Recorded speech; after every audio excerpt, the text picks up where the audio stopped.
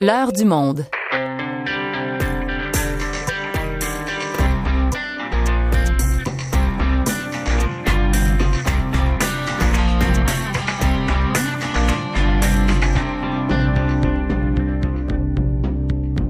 Ce soir. Ce n'est pas seulement la communauté musulmane qui est touchée. Ce sont nous, citoyens de Québec, qui sommes tous touchés. Et ça, c'est important. Et moi, je le sens comme ça depuis hier soir. Québec. Avant tout, c'est un message de fraternité. C'est pas fleur bleue que de dire qu'on veut une société plus fraternelle. C'est nécessaire. On doit le faire dans un monde qui est de plus en plus difficile, de plus en plus conflictuel. C'est le moment de le dire. Le Québec. Nous sommes ensemble en tant que Canadiens dans les jours, les semaines et les années à venir. Nous savons que la diversité est une force et nos frères et sœurs musulmans sont importants pour tous les Canadiens. Le Canada, en deuil de 6 des leurs. 6 de nos frères qu'on connaissait hier, qui étaient avec nous, que je voyais et qui priaient à côté de moi, main dans la main, et on se saluait à la fin. Ils ont été assassinés dans le dos. Ayez tous une pensée pour ces gens, pour les enfants et pour les femmes. Nous vous présentons une édition spéciale prolongée de l'Heure du Monde consacrée aux suites de l'attentat terroriste survenu hier soir au Centre culturel islamique de Québec. Les développements de l'enquête, les réponses données tout au long de la journée à cette tragédie, les plaies béantes qui devront être pansées et les rassemblements prévus ce soir.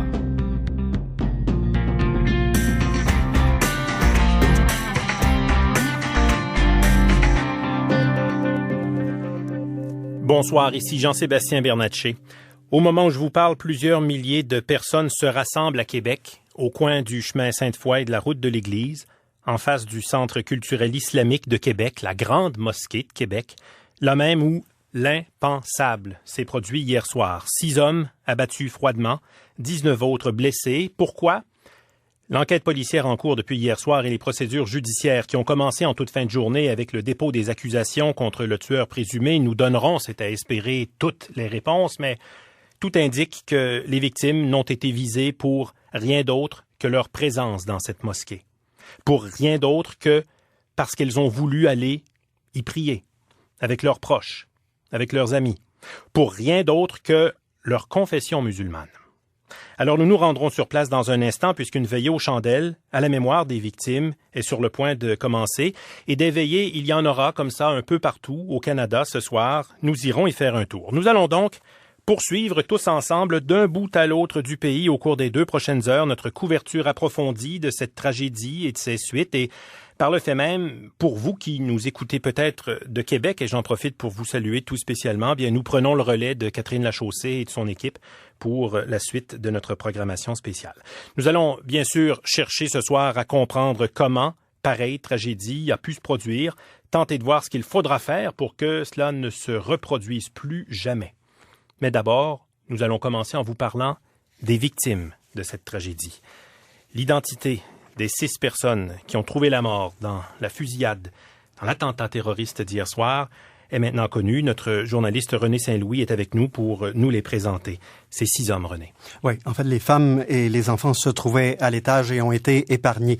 Ce sont donc des hommes qui étaient au rez-de-chaussée qui ont été visés par le tireur. Les 6 morts et les 5 blessés sérieux sont donc tous de sexe masculin.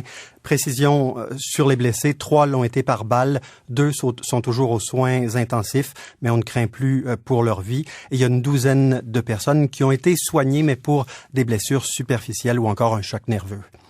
Vous venez d'obtenir l'identité de 2 autres victimes? En fait, on a l'identité maintenant, oui, des 6 victimes. Le premier, le plus connu, Khaled Belkacemi, 60 ans, professeur titulaire à l'Université Laval, père de 3 enfants, originaire d'Alger, installé au Québec depuis plus de 30 ans. Il a fait son baccalauréat, son doctorat à l'Université de Sherbrooke. Deuxième victime, Abdelkarim Hassan, 41 ans, aussi un ressortissant algérien, brillant informaticien, travaillait pour une compagnie pharmaceutique à Alger, le géant mondial Sanofi, avant son arrivée au Québec vers 2010. Il a fait ses équivalences et tout de suite les emplois se sont enchaînés. Le groupe CGI, Camofo, puis le Centre de services partagés du Québec. Il est marié, 3 enfants, 3 filles. Troisième victime, Abdoubaker Tabti, 44 ans, ressortissant tunisien, habitait la ville de Québec depuis 2011, un pharmacien de formation, travaillait comme chef d'équipe dans une entreprise et sa femme tenait une garderie en milieu familial. Père de famille aussi, ses enfants ont 3 et 11 ans. Quatrième victime, Azedine Soufiane, d'origine marocaine, 57 ans. C'est celui qu'on appelle l'épicier boucher de la communauté parce qu'il avait un commerce, l'épicerie Assalam, situé tout près d'ailleurs de la mosquée où a eu lieu la tuerie. Donc très, très connu, Jean-Sébastien, dans la communauté. Ah, parce que sa boucherie, c'était un lieu de rencontre. Oui, c'est un lieu de rassemblement. Cet homme, on le qualifie de guide, de pivot de la communauté, une personne à qui on se référait souvent, d'ailleurs, les nouveaux immigrants, les nouveaux arrivants dans la ville de Québec. Et enfin, comme vous le disiez, l'identité des 2 dernières victimes qu'on a obtenues il y a quelques minutes à peine. Oui. Écoutez, 2 frères originaires de la Guinée. Alors, Mamadou Tanou Bari, 42 ans, informaticien également, donc père de famille aussi, et son frère Ibrahim Bari, 39 ans. Donc les 2 ont péri dans l'attentat. Ibrahim était probablement, en fait l'information n'est pas confirmée là, mais agent à la Régie de l'assurance maladie du Québec. Et c'est le choc à l'Université Laval. Vous nous avez parlé d'un professeur titulaire qui était très, très, très connu. Oui, sur la cité universitaire. Exactement. Et c'est Khaled Belkacemi, donc de la Faculté des sciences de l'agriculture et de l'alimentation, plus précisément le département des sols et du génie alimentaire de l'Université Laval. Écoutez, c'est un chercheur, je regardais sur la page de l'université, son profil et le type de recherche qu'il faisait, c'est très, très poussé, là. C'est, écoutez, des recherches par contre, entre autres sur l'action antioxydante des anthocyanes des bleuets sauvages. Alors, c'est très, très pointu comme recherche. Évidemment, un professeur extrêmement connu auprès de ses étudiants, de ses anciens étudiants également. Et je vous invite à écouter le doyen du département d'agriculture de l'Université Laval, Jean-Claude Dufour. On perd d'abord un collègue, mais on perd aussi un excellent professeur-chercheur. On perd aussi un ami, parce que Khaled était quelqu'un qui était avec une personnalité adorable, toujours souriant, quelqu'un qui ne regardait pas la quantité de travail à faire, quelqu'un qui aimait ses étudiants, qui adorait d'être près d'eux, quelqu'un qui était un excellent éducateur. Donc on perd un collègue merveilleux et un ami en plus. Et sa femme... donc la femme de Khaled Belkacemi, elle s'appelle Safia, elle est professeure au même département.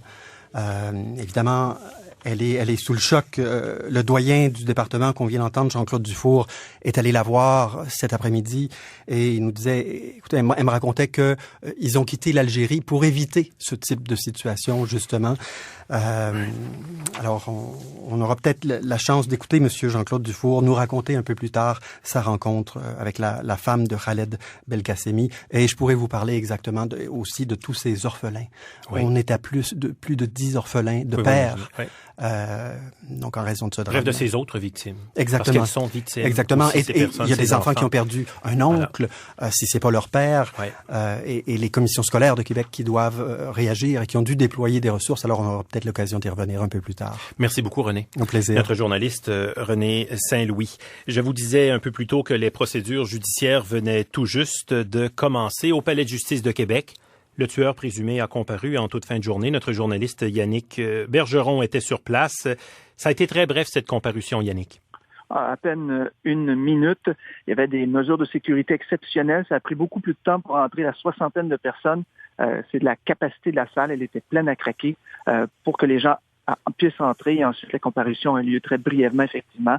L'homme de 27 ans a été amené au banc des accusés. Ce qu'on remarque, c'est que d'abord, il ne fait pas son âge, vraiment. Il est de petite stature et pendant la minute qu'a duré sa comparution, il a fixé le sol, n'a pas eu la moindre réaction. Il est accusé de 6 chefs d'accusation de meurtre au premier degré contre des hommes. Évidemment, les victimes sont âgées entre 39 et 60 ans. Il y a également 5 chefs d'accusation de tentative de meurtre en utilisant une arme à feu à autorisation restreinte. Donc, 11 chefs d'accusation pour le moment. Il n'y en a aucune qui est liée au terrorisme, mais à noter qu'il y a quelques minutes également, la GRC a donné un point de presse où on a dit que l'enquête n'était pas terminée et qu'il pourrait y avoir dans le futur des accusations liées au terrorisme. Ça reste à voir. D'ailleurs, l'enquête va se poursuivre parce que le procureur de la Couronne a déjà avisé qu'il y aurait de la preuve à fournir davantage au procureur de la Défense dans le dossier lors de la prochaine comparution. Ouais, ou d'autres chefs d'accusation liés aux autres victimes, puisque je le mentionnais, donc 19 personnes ont été blessées et 6 personnes ont été tuées. Alors, cet homme de 27 ans, il s'appelle Alexandre Bissonnette. Que sait-on de lui? Que pouvez-vous nous dire à son sujet, Yannick? C'est un étudiant de l'Université Laval et qui était originaire de Cap-Rouge. Les gens à qui on a pu parler au cours de la journée, qui l'ont connu même au secondaire, le disent timide, un peu reclus, ne se mêlait pas beaucoup aux autres. Et je laisse entendre des voisins qui vont un peu décrire comment il est, cet homme-là, Alexandre Bissonnette. C'est un jeune qui était renfermé. C'est un petit gars qui était renfermé énormément. Il aimait beaucoup les armes. Il regardait des vidéos de tueries, ces choses comme ça. Là. À Québec, une ville tranquille ici. Ici, c'est un quartier tranquille. Alors, on est tous surpris. On est vraiment en état de choc là, de ça. Je m'attendais pas à ce qu'un des tireurs soit sur ma rue. Et en regardant son profil Facebook ce matin, je suis resté surpris de voir qu'il restait à Cap-Rouge, premièrement. Deuxièmement, j'ai vu des déploiements policiers, donc je suis venu voir qu'est-ce qui se passait. Mais ça m'inquiète pas vraiment parce que je pense que c'est vraiment un cas isolé. Yannick? Alors, il est bien sûr détenu, va le rester, donc en attendant la prochaine comparution qui est prévue le 21 février. Merci beaucoup, Yannick. Au revoir. Yannick Bergeron qui nous parlait du Palais de justice de Québec. À Sherbrooke, je joins maintenant David Morin. David Morin est co-directeur de l'Observatoire sur la radicalisation et l'extrémisme violent. Il enseigne également en sciences politiques à l'Université de Sherbrooke. Il nous accompagnera tout au long de cette édition spéciale de l'Heure du Monde. Bonsoir, Monsieur Morin. Bonsoir, Monsieur Bernatchez. Alors, nous savons qui sont les victimes. Nous savons maintenant qui est le tueur. Qu'est-ce que ça vous dit de cette tragédie survenue hier? Jusqu'où pouvez-vous aller pour qualifier ce qui s'est passé hier soir à Québec? Écoutez, on a donc vu que les pouvoirs publics ont un peu attendu avant de qualifier l'acte de terroriste. Ça s'explique assez simplement. On veut d'abord s'assurer qu'il y avait bien des motivations politiques derrière le geste, et puis ensuite probablement que l'individu n'avait pas agi sur une crise de démence, comme on a pu le voir par exemple dans quelques cas en France ou en Allemagne, où finalement les chefs d'accusation de terrorisme sont tombés. Donc là, il semblerait que la police estimait au regard du dossier que donc la qualification de terrorisme convenait pour l'acte. Alors après, c'est pas parce que la justice, ou au moment où il y a des dépôts, là on l'a vu dans les 11 chefs d'accusation, il y a rien en lien avec l'activité terroriste, mais probablement que la police raisonne en termes de quelles sont les preuves qu'elle aurait pour faire cette démonstration-là. Donc je pense quand même que sur le plan de l'analyse politique, c'est tout à fait justifié d'appeler ça un acte terroriste, puisqu'il était dirigé clairement contre une communauté, ici la communauté musulmane, et que donc il semblait quand même dans le profil de l'individu qu'il y avait déjà un certain nombre d'indications de ses positions politiques. Acte haineux, acte islamophobe sûrement, terroriste au sens où l'on veut semer la terreur à l'endroit de cette communauté-là? En fait, je vous dirais qu'un acte haineux peut s'insérer à l'intérieur d'une motivation politique quand on commet un acte terroriste. Donc la politique, c'est une définition assez large. À partir du moment où on cible une communauté particulière et où effectivement l'idée est de terroriser cette communauté-là et de lui montrer qu'elle n'est pas la bienvenue, etc., etc. Et oui, on peut penser qu'effectivement on est en droit de parler d'actes de terrorisme. Et souvent, effectivement, la question de la haine est quand même quelque part omniprésente, souvent dans les actes politiques de terroristes. Et ce que l'on s'aperçoit, c'est que l'acte terroriste est commis par un jeune Québécois de Québec, 27 ans, un jeune homme blanc, à l'endroit d'une communauté musulmane. Ce sont des personnes musulmanes qui ont été victimes ici d'un acte de terrorisme. Oui, absolument. Alors là, après, on regarde toujours la manière dont les individus fonctionnent? Est-ce que c'était un groupe? Est-ce que c'est un individu plus isolé? Là, il semblerait qu'on soit sur la seconde hypothèse. Encore qu'il va falloir voir comment l'individu s'est procuré les armes, quel était le degré de préméditation, est-ce que les gens qui lui ont vendu des armes avaient une idée de ce qu'il allait faire. Donc là, il y a toutes sortes, si vous voulez, d'éléments que l'enquête déterminera pour savoir si effectivement l'individu était si isolé que ça. On est quand même nombreux à rappeler souvent que l'expression loup solitaire est un peu galvaudée dans ce sens qu'il y a quand même généralement des contacts entre l'individu et puis son environnement social, soit avec des gens réellement, soit minimalement par les réseaux sociaux. Donc ça, c'est un élément. Et là, oui, clairement, comme vous le signaliez, c'est ciblé contre la communauté musulmane. Alors ça s'inscrit, c'est sûr, et puis j'imagine que vous allez aborder la question plus tard, dans un environnement où on a quand même au Québec, depuis un certain nombre d'années, une augmentation des crimes haineux. À l'endroit, évidemment, de la communauté musulmane, mais pas seulement elle, à l'endroit aussi des juifs, à l'endroit des gays et lesbiens, à l'endroit des Premières Nations. Donc on a une montée, on le sent quand même, de crimes haineux, mais qui ne sont jamais allés, évidemment, jusque à la terrible tragédie d'hier. Mais dans la mesure, et en sol canadien, j'entends dans la mesure où ce sont des membres de la communauté musulmane, des Québécois, des Canadiens, membres de cette communauté musulmane, donc de confession musulmane, et des Québécois, des Canadiens à la base, bien sûr, on le souligne, on le répète, membres de cette communauté qui sont visés. Est-ce que ça ne vient pas déboulonner un certain discours dominant qui laisse entendre qu'en Occident, le terrorisme viendra de personnes, d'islamistes radicalisés? Oui, tout à fait. En fait, il vient déboulonner deux mythes importants.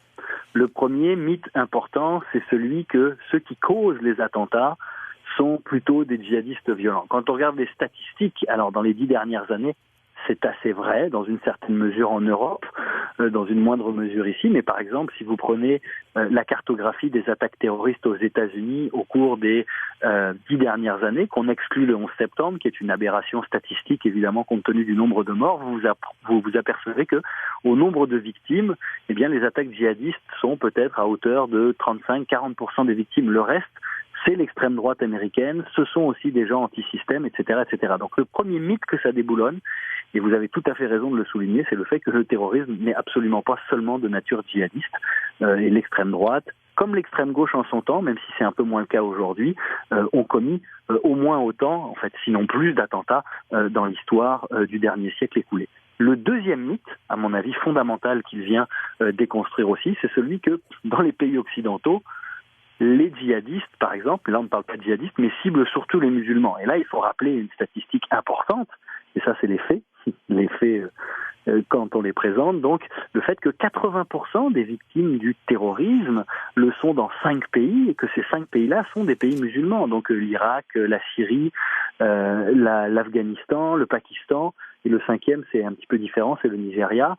Donc là, il y a plusieurs communautés dominantes au Nigeria. Et donc, vous voyez ici que effectivement, les musulmans et les nationaux de confession musulmane sont aussi les victimes. Et d'ailleurs, c'était vrai aux attentats de Nice, c'était vrai aux attentats du Bataclan, c'est encore aujourd'hui très vrai au Québec. Et donc je pense que ce que ça montre aussi, c'est que tous les Québécois et les Québécoises, quelle que soit leur confession, quelles que soient leurs origines, font aujourd'hui face à la montée des extrémismes violents. Aujourd'hui, il semble que dans le cas de l'individu dont on parle, ce soit plutôt une idéologie de droite qui les conduit à commettre ces actes-là. Monsieur Morin, je vous remercie beaucoup d'accepter de passer la soirée avec nous. Je vous remercie d'être là. On se reparle un peu plus tard. Ça me fait plaisir. À tout à l'heure. David Morin, co-directeur de l'Observatoire sur la radicalisation, mais l'extrémisme violent. Il enseigne la science politique à l'Université de Sherbrooke. Pour réécouter nos entrevues, ici.radio-canada.ca/heure du monde. Retournons à Québec, tout près du Centre culturel islamique de Québec, je vous le rappelle, au coin du chemin Sainte-Foy et de la route de l'Église, où nous attend notre journaliste Claude Brunet. Alors Claude, cette veillée aux chandelles dont je parlais en tout début d'émission, elle a commencé? Oui, c'est une vigile de solidarité avec les musulmans de Québec. Les gens, c'est assez impressionnant, vous savez. Les gens arrivent par centaines. Il y a sûrement quelques milliers, possiblement 3000 personnes déjà de rassemblées ici sur un grand terrain à quelques centaines de mètres de la mosquée. Les gens viennent manifester leur soutien aux musulmans de Québec. Il y a parmi eux également des membres de la communauté musulmane. Je vous dirais, Jean-Sébastien, que ce matin, Québec s'est réveillé un peu sous le choc. Et les gens sentent le besoin actuellement de venir partager, de sentir qu'ils sont un petit peu moins seuls dans ces événements qui secouent la capitale nationale, parce que on ne croyait pas qu'une chose, ici les gens me disent, on ne croyait pas qu'une chose comme ça pourrait arriver à Québec. Et donc, on vient, quelques pancartes ici et là, des manifestants qui ont écrit sur leurs pancartes, nous sommes tous québécois. Donc, ça ne cesse d'arriver. Là, je ne sais pas combien il pourrait être à la fin de tout, mais quelques milliers, assurément. Oui, en présence d'élus, en présence du premier ministre du Canada, du premier ministre du Québec, Claude? Oui, tout à fait. J'ai vu M. Trudeau arriver il y a quelques instants avec, j'ai vu également M. Mulcair du NPD, Gérard Deltel, député de la région pour le Parti conservateur. Je n'ai pas croisé M. Couillard, mais il sera ici avec le maire de Québec. Mais vous savez, cet événement aujourd'hui a été organisé par les citoyens de Québec. Hein? C'est une initiative citoyenne auquel se greffent actuellement les politiciens de la région et du pays. Oui, voilà, parce que les chefs de parti à la Chambre des communes qui ont observé, on y reviendra plus tard, 1 minute de silence aux communes et qui ont témoigné de leur peine aujourd'hui, devaient tous être là ce soir, comme les chefs de parti à l'Assemblée nationale également.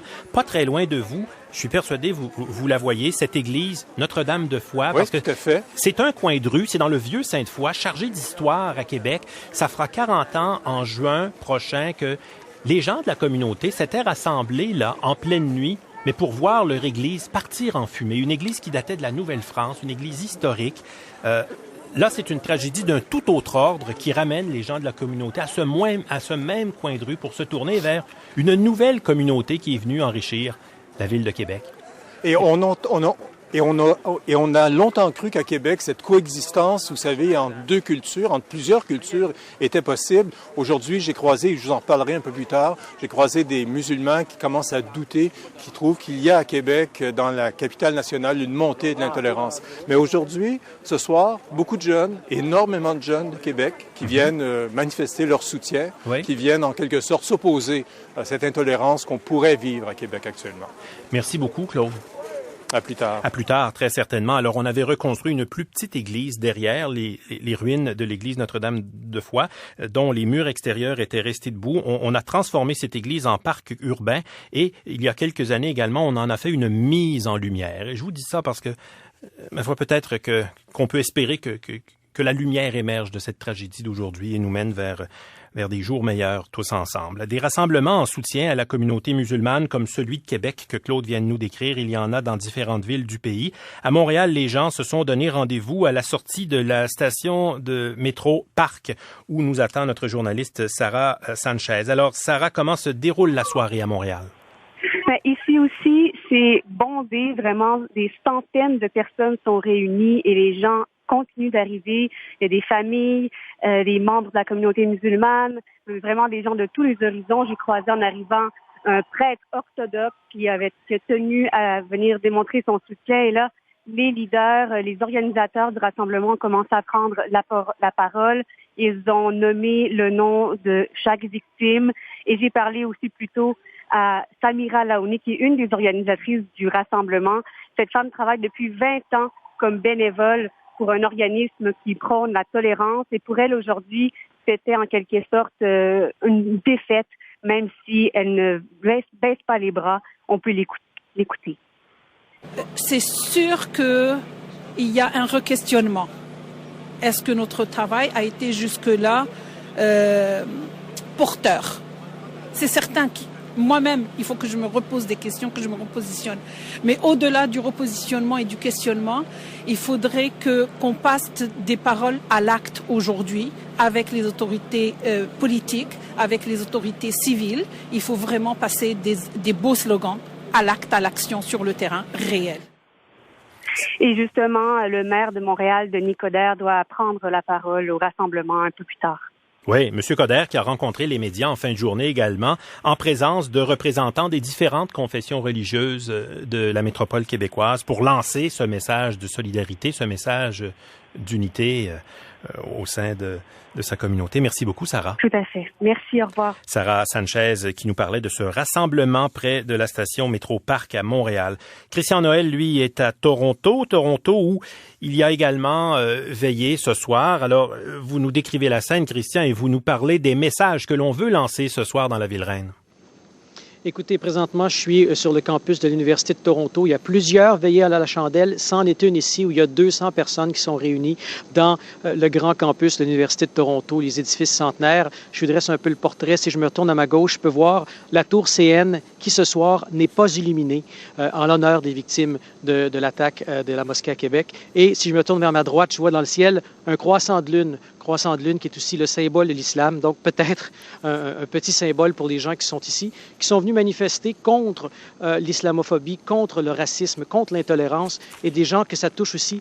Personnellement, j'ai rencontré un étudiant ici de l'université, qui est un ancien étudiant de l'Université Laval, qui vit à Sainte-Foy. Voici ce qu'il avait à dire. Personnellement, c'est vraiment choquant parce que j'ai grandi à Québec, j'ai grandi à Sainte-Foy, ça a toujours été un des lieux les plus sécuritaires et tranquilles que je connais. Et pour moi, savoir qu'un acte aussi horrible est arrivé à 5 pas de où est-ce que je travaillais, d'où est-ce que j'habitais, j'étudiais, où mes amis vont souvent, c'est juste extrêmement choquant. C'est aussi très choquant parce qu'on pensait toujours que l'extrémisme radical de droite et anti-musulman était toujours une affaire qu'on parlait en débat, qui était sur papier, mais jamais vraiment en personne, qui allait nous affecter, qui allait toucher mes amis personnellement. J'ai des amis qui ont perdu du monde qu'ils connaissaient, donc c'est pour ça que personnellement, c'est rendu personnel maintenant. C'est plus politique, c'est vraiment personnel. Voilà, les gens se sentent interpellés, Christian. Il faut dire aussi que la province de l'Ontario n'est pas étrangère à des actes de vandalisme, des actes d'intolérance commis contre des groupes en particulier, contre des lieux de culte en particulier. Que ce soit des synagogues avec des croix gammées ou des mosquées avec des croix gammées. Vous vous rappellerez, il y a quelques années, il y a la mosquée de Peterborough qui était passée au feu, ou là d'ailleurs, où il y a une veillée à la chandelle aussi ce soir à Peterborough. Plein de gens qui se demandent comment mettre fin au racisme, à l'intolérance. D'ailleurs, je vous propose d'écouter les gens de Toronto que j'ai rencontrés aujourd'hui. Rendering their service to the community by being available and provide security on site. La sécurité est renforcée autour de certaines mosquées en Ontario. And have requested extra patrol. And lastly, we're informing members. On suggère aux fidèles d'être plus vigilants. On demande aux policiers d'augmenter les patrouilles aux heures de prière. La communauté musulmane est plus que jamais sur ses gardes.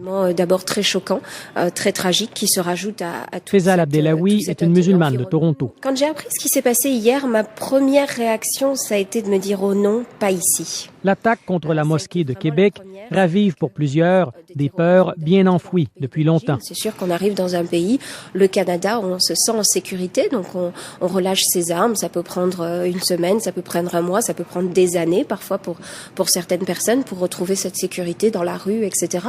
Donc c'est le propre du terrorisme, c'est de bouleverser complètement les repères qu'on peut avoir au quotidien, et ça touche beaucoup trop les musulmans dans le monde. Et aujourd'hui, malheureusement, pour son cœur de mère, c'est d'autant plus difficile. Bien sûr, ça remet en cause ce sentiment de sécurité. Il est important que chacun puisse prendre le temps de discuter avec les enfants, parce que c'est vrai que parfois on a tendance à se dire il faut surtout pas que je leur explique, on va faire comme si de rien n'était. Mais ils sentent la tension et l'inquiétude des parents. Les larmes lui montent aux yeux, sa voix s'étrangle. Elle prend une pause pour reprendre ses émotions. Parce qu'au Canada aujourd'hui, être musulman, c'est sécuritaire. Parce que j'ai l'impression que comme arabe, comme musulman, aujourd'hui, il y a presque une chasse ouverte. Mohamed Boudjenan vit à Toronto, mais il a étudié à l'Université Laval. C'est sûr que j'ai passé la nuit au téléphone pour m'assurer que mes amis étaient tous en sécurité, étaient tous sains et saufs. Puis, la mauvaise nouvelle l'a frappé de plein fouet. Une des victimes de Québec était un ex-camarade de classe. J'ai eu une attaque d'anxiété la nuit dernière. J'avais de la pression sur la poitrine, j'avais des difficultés à respirer. Puis je traîne un peu ça aujourd'hui. Ce matin, je savais pas si je pouvais, si j'étais capable de venir au bureau. Et je me sens pas bien toute la journée aujourd'hui. Quelques mots à propos de l'attaque dans la ville de Québec hier soir. Je suis très perturbée par cet acte de terreur lâche. La première ministre de l'Ontario, Kathleen Wynne, a visité une mosquée par solidarité. Et notre diversité est notre force. Personne ne devrait avoir peur de vivre sa religion au Canada. Un des fidèles, Issam Abdullah. Je pense que la communauté est très touchée par cela, parce que c'est passé juste une journée avant au Texas, une mosquée a été brûlée, et il y a des menaces ici et là que les gens ne voient pas, mais on voit dans Facebook autre chose. Donc je pense que comme père, comme un papa maintenant, ça crée, c'est pas facile. Donc, par-dessus tout, la communauté musulmane d'ici souhaite envoyer à Québec un message de solidarité. Et beaucoup de courage à eux. I think all of us feel that shock. We hope that this can't happen in Canada, can't happen in our open society, but we can't be smug. We have to remain vigilant. We have to understand that we... C'était un reportage de notre correspondant en Ontario, Christian Noël. Et puis, dans l'Ouest, notre journaliste Dominique Arnoldi est là pour nous parler des réactions à cette tragédie et des rassemblements qui auront lieu. Alors, on a réagi à la fusillade d'hier soir, bien sûr, Dominique, et vous allez nous parler, entre autres, de ce qui se passe dans la ville de Surrey. Oui, parce que c'est la ville de Surrey, c'est en banlieue de Vancouver. Elle compte 8 mosquées sur son territoire et donc elle a été l'une des plus rapides à réagir. Surrey a rapidement mis son drapeau en berne et la mairesse Linda Hepner a communiqué avec la police pour demander de resserrer la sécurité autour de ces mosquées. Linda Hepner, elle s'est dite horrifiée par cet acte de violence à Québec en rappelant que la diversité, la tolérance, la liberté de religion sont les fondations d'une ville et d'un pays civilisé. La première ministre de la Colombie-Britannique, Christy Clark, a également réagi. Elle s'est dite choquée, attristée par cette fusillade et elle a déploré le fait qu'on ait violé un lieu de culte, un sanctuaire de paix et de réflexion, la plus grande violation qui soit, a-t-elle ajouté. Et l'Association musulmane de Colombie-Britannique a aussi offert ses condoléances. Des veillées, il y en a aussi qui sont prévues ici, mais elles commenceront plus tard. Il y en aurait une ce soir à Vancouver, à la mosquée de Vancouver, où était déjà hier soir un petit groupe de fidèles s'était réuni. Une veillée à laquelle assisteront le maire de Vancouver, Gregor Robertson, et le chef de la police de Vancouver aussi. Et il y en a d'autres qui seront prévenus pour vendredi et en fin de semaine également. Bon, en Alberta maintenant. Oui, en Alberta, une réaction en français de la première ministre Rachel Notley sur Twitter, et je cite, « Les Albertains sont de tout cœur avec les victimes de la fusillade Sainte-Foy et leurs familles. Nous sommes solidaires. » Une autre réaction, de fait, plusieurs réactions remarquées du maire de Calgary, Naheed Nenshi, en français sur Twitter. « J'aime notre ville jumelée Québec. Depuis que j'ai passé un été à Laval, je pense aux victimes, leurs familles et à tous les Québécois. » Le maire de Calgary a rappelé que nous ne sommes pas immunisés contre la haine dans ce pays, mais nous serons toujours solidaires. Un message qui a été retweeté là plus de 3000 fois. Il y aura aussi des veillées, là aussi, à Edmonton et à Calgary ce soir. Oui, et puis d'autres veillées auront lieu dans les prairies, au Manitoba et en Saskatchewan, Dominique. Oui, une veillée qui va commencer devant la législature de Winnipeg, une autre dans moins d'une heure à la grande mosquée Waverley, qui est organisée par l'Association islamique du Manitoba et qui a enjoint les musulmans à ne pas céder à la peur de retourner dans les mosquées. Le maire de Winnipeg, Brian Bowman, pour sa part, a promis de combattre avec ferveur l'islamophobie et de protéger la communauté musulmane. Il y aura des veillées, bien sûr, aussi à Regina, Saskatoon, et également, il y a eu quelques petites veillées aussi dans le Grand Nord, au Nunavut, à Iqaluit. Il y a des résidents qui sont réunis devant la seule mosquée de la ville vers midi aujourd'hui. Et au Yukon, à Whitehorse, il y aura une autre vigile ce soir qui va commencer à 17h, donc dans quelques heures. Merci beaucoup, Dominique. Je vous en prie. Notre journaliste Dominique Arnoldi qui nous parlait de Vancouver sur la côte ouest du pays. Alors, des attaques, des tueries, des fusillades, des attentats terroristes, il y en a eu au Canada par le passé, mais dans un lieu de culte comme ça, avec autant de victimes, sauf erreur, c'est du jamais vu. D'où ce sentiment de bouleversement que l'on voit et que l'on sent d'un bout à l'autre du pays. C'est pourquoi nous tenions à vous parler de ces nombreux rassemblements qui se tiennent ce soir.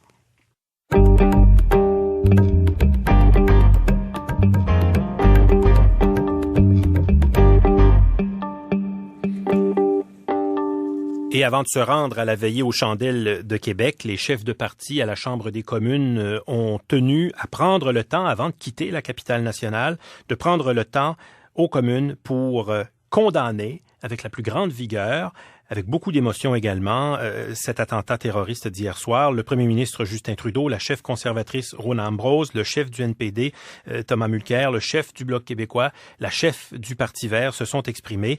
Notre correspondant parlementaire Raphaël Bouvier-Auclair nous a préparé ce qui suit. Après des semaines de pause, les députés étaient impatients de se retrouver pour débattre en Chambre. Ce sont plutôt le recueillement et la solidarité qui se sont imposés. Le premier ministre, Justin Trudeau. L'horrible crime d'hier soir contre la communauté musulmane est un acte terroriste contre le Canada et contre tous les Canadiens. Aujourd'hui, les chefs des partis fédéraux ont parlé d'une seule voix. Impossible de discerner les couleurs politiques pendant les discours à la Chambre des communes. La conservatrice Rona Ambrose, le néo-démocrate Thomas Mulcair et le bloquiste Réal Fortin. Aujourd'hui, je sais que nous sommes tous unis dans notre chagrin. Nous promettons que nous resterons unis pour lutter contre la haine, l'intolérance et l'islamophobie. Comment peut-on en arriver à faire ça? On a cruellement besoin d'amour et de solidarité. Le ministre de la Sécurité publique, Ralph Goodale, a voulu agir et a annoncé la prolongation d'un programme pour mieux protéger des endroits susceptibles d'être ciblés, comme des lieux de culte. Ironie du sort, le financement venait justement à échéance demain. Le ministre promet également d'intensifier les efforts de prévention de la radicalisation. Au-delà de ces programmes, il y a aussi l'importance du discours ambiant. C'est ce qu'a souligné Sylvie Boucher, une députée conservatrice de la région de Québec. Je passais l'avant-midi à discuter avec des amis, avec mes filles, pour essayer de comprendre tout ce mouvement d'intolérance. C'était mes voisins dans le bloc où j'ai grandi, c'était des collègues de classe. Une intolérance que dénonce aussi le député libéral Joel Lightbound, visiblement troublé par les événements. Il représente la circonscription où s'est déroulé le drame. Notre rôle comme politique, mais aussi notre rôle collectif à tous et chacun, c'est de dénoncer fermement, rigoureusement, les amalgames grossiers, dénoncer tous ceux qui attisent la peur de l'autre, qui souffrent sur la braise de la haine. Si la tragédie soulève bien des questions d'ordre politique, plusieurs réponses devront attendre. Pour l'instant, la priorité des élus est d'appuyer tous les gens touchés. Un reportage de notre correspondant parlementaire Raphaël Bouvier-Auclair. Je poursuis maintenant avec notre chef de bureau politique à Ottawa, Emmanuel Latraverse. Commençons par cette réaction du premier ministre Justin Trudeau. Emmanuel, M. Trudeau a voulu envoyer un signal fort en réaction à cet attentat qui est contraire au message d'ouverture et de bienvenue qu'il venait tout juste de lancer sur Twitter en fin de semaine en disant « La diversité fait la force du Canada ». Oui, on a senti un premier ministre profondément ébranlé parce que cet attentat, cette fusillade dans une mosquée, c'est comme si ça frappe au cœur de la vision du Canada, de tout le message politique que Justin Trudeau prône depuis qu'il est premier ministre. C'est dans ce contexte-là aussi que tôt en matinée, il a annoncé qu'il irait à cette veillée aux chandelles à Québec. Il a invité les chefs d'opposition à venir avec lui. Ce qui est intéressant, c'est que tout le monde fait référence au climat politique qui règne à l'échelle de la planète en ce moment. Monsieur Trudeau, lui, a voulu ne pas s'aventurer sur ce terrain-là. Absolument pas. Il n'est pas dans le ton de la dénonciation et de l'attaque. Il est plutôt vraiment dans le ton de la promotion des valeurs canadiennes, rappeler aux gens à quel point c'est ce qu'il y a de plus fondamental, ce qui définit le tissu social, culturel de notre pays. C'est dans ce contexte-là qu'il a dit que cet attentat n'est non pas contre la communauté musulmane, mais contre tous les Canadiens. Parce que, justement, parce que ça frappe au cœur de notre identité. Et Monsieur Trudeau, qui a d'ailleurs conclu son discours aux communes aujourd'hui en disant « Les Canadiens ne vont pas se laisser intimider. Nous ne répondrons pas à la violence par la violence. Face à la peur et la haine, dit-il, nous répondrons toujours par l'amour et la compassion. » Monsieur Trudeau, donc, en appelle à la responsabilité politique des leaders du pays de donner l'exemple et d'éviter les dérapages qui peuvent mener, sait-on, une fois qu'on saura là, vraiment c'est quoi la cause de cet attentat-là, mais à cette haine et à cette intolérance qui règne. Ouais, ça fait écho au propos du premier ministre du Québec, Philippe Couillard, qu'on entendait en manchette quand il disait « Message de fraternité ». Ce n'est pas fleur bleue que de dire qu'on veut une société plus fraternelle dans le climat actuel. Et ce à quoi on a assisté, et puis c'est ce qu'on entendait dans le reportage de Raphaël, c'était un rare moment d'unité politique à Ottawa. Oui, parce que c'est une forme de solidarité dans le deuil et la peine. C'est fréquent dans ces moments-là. On se rappellera au lendemain des attentats d'octobre au Parlement. Ce qui va être remarquable cette fois-ci, c'est que de M. Trudeau à Mme Ambrose au Parti conservateur, M. Mulcair, le Bloc québécois, tout le monde a souligné à quel point cette pluralité, cette inclusion, cette liberté de religion était important, presque sacré, je vous dirais, au Canada. Et donc, on voit que cette fusillade a comme eu l'effet d'un électrochoc sur la classe politique qui dit à tout le monde, écoutez, réveillons-nous, il faut sauvegarder ce trait de la société canadienne. On l'a entendu aussi dans le reportage de Raphaël. Certains appellent à une réflexion profonde sur la radicalisation au pays. Oui, parce qu'il n'y a pas eu de débat politique aujourd'hui là-dessus. C'est vraiment pas le moment, c'était pas le ton, mais on sent que la question se pose. Est-ce que depuis des années au Canada, quand on parlait de contrer la radicalisation, on a trop pensé à ces jeunes musulmans, etc., qui vont lutter pour Daesh? Est-ce qu'on a oublié de s'attaquer au problème de la radicalisation de l'extrême droite, de cette intolérance suprémaciste, et est-ce que cet attentat peut-être ne va pas relancer une prise de conscience à ce chapitre? C'est intéressant, on a posé la question au ministre de la Sécurité publique, Ralph Goodale, qui est sur le point d'annoncer le Centre national contre la radicalisation au pays. Il a dit, écoutez, ce qu'on apprend avec les années, c'est que ces valeurs qu'on chérit au Canada, la seule façon de les protéger, ça va être de devenir des experts pour contrer la radicalisation, et on a beaucoup de devoirs à faire sur ce front-là, dit-il. Oui, puis il lançait un appel à la vigilance là auprès de tous les Canadiens. Donc, une des questions qu'on se pose, est-ce qu'on a donc négligé de s'attaquer à ça? C'était un peu aussi le discours, c'est ce que nous disait David Morin, à qui l'on parlait un peu plus tôt et que l'on retrouvera un peu plus tard. Merci beaucoup d'avoir été là, Emmanuel. Très bien, au revoir. Notre chef de bureau politique à Ottawa, Emmanuel Latraverse. C'est toujours en lien avec l'attaque terroriste survenue à Québec. Le premier ministre Justin Trudeau a reçu un appel téléphonique du président des États-Unis, selon ce qu'a confirmé plus tard dans la journée le porte-parole de la Maison-Blanche, Sean Spicer, qui a du même souffle tenté un rapprochement avec les politiques frontalières très controversées mises en place par la nouvelle administration américaine, citant la tragédie de Québec en exemple pour démontrer la nécessité de cette politique. Alors, pour en savoir plus, je joins notre correspondant Yannick Dumont-Baron à Washington. Alors, tout d'abord, Yannick, que dit la Maison-Blanche en réaction à l'attaque terroriste de Québec? Ouais, alors, le principal, c'est qu'on parle d'une attaque vicieuse, insensée. C'est comme ça qu'on l'a dénoncé. Donc, il y a évidemment l'offre traditionnelle d'assistance venant des États-Unis, donc de collaboration pour l'enquête au Canada. On aurait pu penser que M. Trump aurait réagi par Twitter. Certains dirigeants étrangers l'ont fait d'ailleurs, mais non. Le président américain a pris le téléphone. Tout ça s'est passé en avant-midi. Il a parlé avec Justin Trudeau, le premier ministre. Voici une partie du résumé de cette conversation que fait Sean Spicer, le porte-parole du président. Le premier ministre Trudeau a beaucoup apprécié l'offre d'aide des États-Unis. Il a aussi été prudent pour ne pas tirer de conclusion à ce moment-ci de l'enquête. Le président Trump est d'accord avec cela. Les enquêteurs canadiens sont toujours au travail. Nous dénonçons cette attaque dans les termes les plus forts possibles.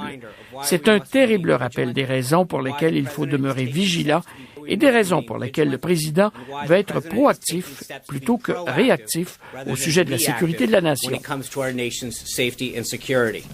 Alors, Jean-Sébastien, vous l'entendez, Sean Spicer qui parle de cette controverse entourant les directives du président Trump pour empêcher les terroristes d'entrer. Donc, les critiques parlent d'une interdiction visant surtout des musulmans.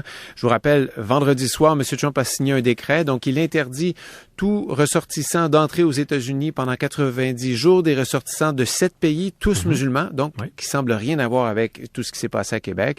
Il y a aussi une interdiction qui vise les réfugiés et un gel de l'arrivée de tout réfugié syrien. Tout ça, bien sûr, dans l'idée venant dans la tête de M. Trump, en tout cas, cette idée de renforcer les mesures pour filtrer qui arrive aux États-Unis. Ouais, des mesures qui ont été dénoncées et très critiquées tout au long de la fin de semaine. Est-ce qu'elles tiennent toujours? Est-ce qu'elles sont toujours en vigueur, Yannick? Oui, tout à fait. Pour l'instant, elles tiennent. Il y a au moins 2 poursuites qui ont été déposées aujourd'hui. Une par l'État de Washington, une autre par un groupe militant pro-musulman, le groupe CARE. Donc, les deux visent à faire invalider les mesures. Les arguments sont semblables. Ce qu'on reproche, entre autres, c'est d'exclure des gens en fonction de leur religion. C'est écrit noir sur blanc dans cette directive. Les réfugiés à privilégier seront chrétiens. Donc, en fait, ce sont surtout des minorités. C'est le terme qui est employé dans la directive. Il y a d'autres objections, notamment sur les risques que ça pourrait poser à la sécurité nationale. Les démocrates espèrent bloquer ces mesures en passant par le Sénat, notamment. Dans tout ça, la Maison-Blanche demeure calme. Et il y a quoi un peu peut-être s'énerver? Barack Obama, le président qui a quitté ses fonctions il y a à peine 10 jours, est sorti de sa réserve pour dire qu'il y avait des choses qui n'étaient pas correctes dans ça, que les valeurs américaines étaient en danger. Plusieurs grandes entreprises américaines se sont prononcées contre dans les dernières heures, dans les derniers jours aussi. Mais la Maison-Blanche demeure calme. Aujourd'hui, on voulait surtout parler de d'autres choses. On dit que les craintes sont exagérées. Ceux qui sont restés pris dans les aéroports en fin de semaine, on dit à la Maison-Blanche que c'est une petite fraction de tous les voyageurs qui sont arrivés aux États-Unis. Donc, le porte-parole du président Trump, Sean Spicer, dit « Donald Trump fait ce qu'il a promis de faire en campagne. Une de ses priorités, c'est que le pays demeure sécuritaire. » Notre correspondant à Washington, Yannick Dumont-Baron. Merci, Yannick. Au revoir. Vous écoutez L'heure du monde sur ICI Radio-Canada, première. Nous retournons à Québec. Le premier ministre du Canada, Justin Trudeau, vient de prendre la parole pour s'adresser aux gens réunis au coin du chemin Sainte-Foy et de la route de l'Église, près du Centre culturel islamique de Québec. We stand with you. We love you and we support you. Un message, donc, que le premier ministre était en train d'adresser. Nous avons entendu les derniers mots. Nous vous présenterons un extrait en français de ce qu'il a déclaré pendant que nous parlions. Yannick, voilà, le premier ministre qui vient tout juste de prendre la parole. Le premier ministre du Québec est sur place également. Je voyais le maire de Québec, Régis Labaume, également. Alors, nous y reviendrons. Toujours à Québec, Claude Brunet, vous êtes allé à la rencontre de membres de la communauté musulmane de Québec. Tout d'abord, qu'est-ce que vous pouvez nous dire de cette communauté, de ces lieux de rassemblement, de ces lieux de culte? C'est une communauté importante à Québec. C'est la deuxième communauté en importance. Avec ses 5 mosquées, c'est une communauté très visible qui s'affirme de plus en plus.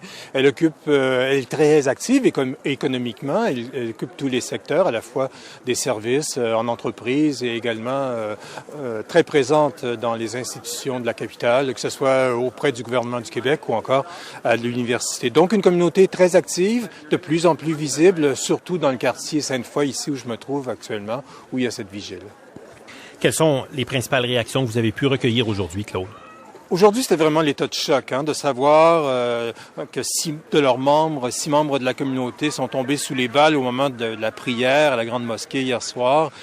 D'ailleurs, un des représentants du conseil d'administration de la Grande Mosquée s'apprêtait, nous disait-il, on s'apprêtait à resserrer la sécurité parce qu'il y a eu, vous savez, des incidents haineux. Par exemple, en juin, cette lettre de port trouvée à l'entrée de la mosquée. Oui. Donc, bon nombre aujourd'hui ont rencontré le premier ministre Couillard, le maire Régis Labaume. Ils ont obtenu un certain réconfort, bien qu'ils soient très inquiets pour l'avenir. La peur gagne la communauté musulmane de Québec. En fait, c'est ce que m'a dit Boufeldja Benabdallah. C'est lui qui a fondé la première mosquée à Québec en 88. Le voici. Moi, je dirais le contexte mondial est tellement perturbant que de jeunes, en lisant, en voyant les réseaux sociaux, ils doivent prendre les choses en main puis se déclarer des gens qui n'aiment pas les autres qui sont là. Et les musulmans, on est visés partout. Que ce soit Trump, que ce soit en Europe, tous les discours xénophobes, les extrémistes de droite, etc. On le sent. Donc si ça monte, ça doit exacerber l'esprit de certains individus. Et quelles sont les conséquences à partir d'aujourd'hui? Quelles en seront les conséquences? Les conséquences, c'est qu'on commence à avoir peur. La peur va s'installer dans notre communauté. Alors, ces salauds sont en train de gagner. Est-ce qu'on a vu ça venir, Claude, parce qu'il y en a eu du vandalisme, il y en a eu des gestes haineux à leur égard dans le passé, vous le disiez? Oui, mais on nous disait aujourd'hui, enfin les dirigeants des mosquées nous disaient aujourd'hui qu'on croyait que c'était des gestes isolés sans conséquence. Alors aujourd'hui, l'interprétation change. Bien qu'on reste prudent avant de sauter aux conclusions, des témoignages laissent entendre qu'il y aurait une montée de l'intolérance à l'égard des musulmans de Québec. Mohamed Ali Saïdan pense justement que l'attentat d'hier soir est intimement lié à cette intolérance de certains Québécois. Monsieur Saïdan travaille au gouvernement du Québec depuis 18 ans. Le voici. C'est ça vraiment le risque. Justement, il ne faudra pas que les générations futures tombent dans ce piège-là. Ils se sentent un petit peu isolés et visés. Il faut plutôt essayer de les éduquer pour dire que c'est des actes isolés et il ne faut pas généraliser non plus. Il faut aussi travailler peut-être à l'éducation aussi des Québécois de souche pour dire que la société québécoise est une société diversifiée et il y a différentes communautés qui la composent. Il faut le respect de chacune des communautés. Parce que là, il y a de l'amalgame qui se fait. Alors, tout le monde vise la communauté musulmane comme une communauté terroriste, mais la communauté musulmane, c'est elle la première cible des terroristes. Oui, on vient d'entendre M. Mohamed Bougos, qui est un enseignant retraité du cégep de Limoilou, qui s'inquiétait justement de la réaction des jeunes musulmans de Québec suite à ces incidents violents d'hier soir. Je ne sais pas si on est en mesure maintenant d'entendre M. Ali Saïdan. Moi, personnellement, je sentais qu'il y avait une montée d'intolérance et puis il y a eu des actes là qui sont assez graves, là, tels que cracher sur des femmes voilées, tels que essayer de leur enlever leur voile. Ça s'est passé ici à Québec, à Fleur-de-Lys, c'est un centre commercial. Pour dire l'ambiance, moi je la vis à travers mes enfants aussi, là, parce qu'ils suivent les médias sociaux et me montrent des commentaires vraiment abominables envers la communauté musulmane de Québec. Aujourd'hui, c'est ouvert. Là. On entend dans les radios poubelles des expressions clairement xénophobes. C'est banalisé. Comment que je me sens quand j'entends des propos du genre qui méprisent ma communauté ou comment voulez-vous que je me sens là? Donc, il faut faire la part des choses. Là. On vit bien à Québec, mais sauf que là, il va falloir qu'on agisse pour mettre fin à ce processus-là d'amplification du climat d'intolérance. Alors, quelle sera la suite des choses, Claude? Alors, pendant qu'il y a cette vigile ici à Québec, et d'ailleurs, il y a tellement de personnes, ça refoule. Actuellement, il y a bon nombre, il y a des centaines de personnes qui ne peuvent pas accéder au site. Il y a cette vigile. La communauté musulmane doit se rencontrer un peu plus tard, vers 19h30, à une autre mosquée, à une des 5 mosquées de Québec, la mosquée An-Nour. On réunit la communauté pour qu'ils puissent exprimer leurs attentes pour l'avenir. Et demain, les leaders de la communauté musulmane doivent revoir le maire de Québec, Régis Labaume, pour tenter de convenir ensemble des mesures à prendre pour l'avenir. Merci beaucoup, Claude. À plus tard. À plus tard, au revoir. Notre journaliste Claude Brunet à Québec. À Sherbrooke, je retrouve le co-directeur de l'Observatoire sur la radicalisation et l'extrémisme violent, David Morin. Monsieur Morin, vous venez de l'entendre, il y a des membres de la communauté musulmane de Québec qui se plaignent d'un climat d'intolérance ambiant, qui se sentent méprisés, hein, c'est le terme qu'on a employé, victimes d'islamophobie. Il y a des tracts islamophobes qui avaient circulé dans le secteur de ce centre culturel islamique de Québec. L'été dernier, là, on y disait, c'est un foyer de radicalisation, on prône le djihad, la charia, l'homophobie. Est-ce que ça aurait dû être un indicateur, tout ça, que quelque chose de malheureux allait peut-être un jour se passer? Effectivement, écoutez, il y avait quand même des signes avant-coureurs et d'ailleurs on était assez nombreux à essayer d'alerter un peu l'opinion publique là-dessus quand on couvrait la question du djihadisme en disant attention, il pourrait y avoir un ressac et ce ressac pourrait se manifester dans un contexte post-11 septembre, un peu de choc des civilisations, hein, comme certains aimeraient que ça devienne. Le ressac pourrait se traduire effectivement par une montée de la droite dure, anti-immigrants, islamophobe, etc. Donc je vous dirais oui, ici aussi d'ailleurs, il n'y a pas qu'à Québec, à Sherbrooke, on a vu quand même un certain nombre d'actes. Alors c'est sûr que il faut bien comprendre que évidemment rien n'indiquait que ça pourrait tourner de la sorte avec vraiment des attaques terroristes, ce qui a été le cas. Mais oui, comme je vous le disais tout à l'heure, on a aussi des statistiques et puis c'est bien hein, dans ce monde post-factuel de rappeler de temps en temps aux statistiques que effectivement il y avait une montée des crimes haineux au Québec. Si vous prenez l'Europe, si vous prenez l'Occident en général, les États-Unis, comme je le disais tout à l'heure, aux États-Unis, quand vous regardez les statistiques froidement, vous vous apercevez que l'extrême droite a tué bien plus de monde que le djihadisme violent, et que si l'on fait abstraction du 11 septembre, comme je vous le disais tout à l'heure, qui est une aberration statistique, il en reste pas moins que même depuis 2002, il y a un certain nombre d'attaques de la part de l'extrême droite. Donc probablement que là, aujourd'hui, effectivement, les pouvoirs publics vont prendre en considération le fait que l'extrémisme de droite peut aussi être mortifère. Et je me rappelle à une émission sur une autre chaîne où j'avais donné quelques statistiques en disant notamment que par exemple la Sûreté du Québec, son module extrémisme violent avait ouvert plus que la moitié de ses dossiers en extrémisme de droite. À l'époque, certains disaient oui, mais c'est beaucoup moins dangereux, ça n'a rien à voir avec le djihadisme violent. Écoutez, aujourd'hui, on a la preuve que c'est pas exactement le cas. Et c'est là où je me tourne vers votre collègue Stéphane Berthommet, co-directeur de l'Observatoire sur la radicalisation, qui est analyste en affaires terroristes. Il est à mes côtés. Il y a une réponse policière à donner à ça, justement, comme le dit M. Morin. Oui, mais la réponse policière, c'est la réponse de la dernière chance. La réponse policière, c'est quand ce que David Morin vient de dire qui a échoué, c'est-à-dire quand on n'a pas anticipé l'existence de ce que moi j'appelle une sorte de bruit de fond. Vous savez, c'est un bruit qui monte comme ça. Ouais. On l'entend à un moment donné, on l'oublie, on l'entend, on l'oublie, on l'entend. Et si on y est très attentif, on le voit, on voit qu'il est là.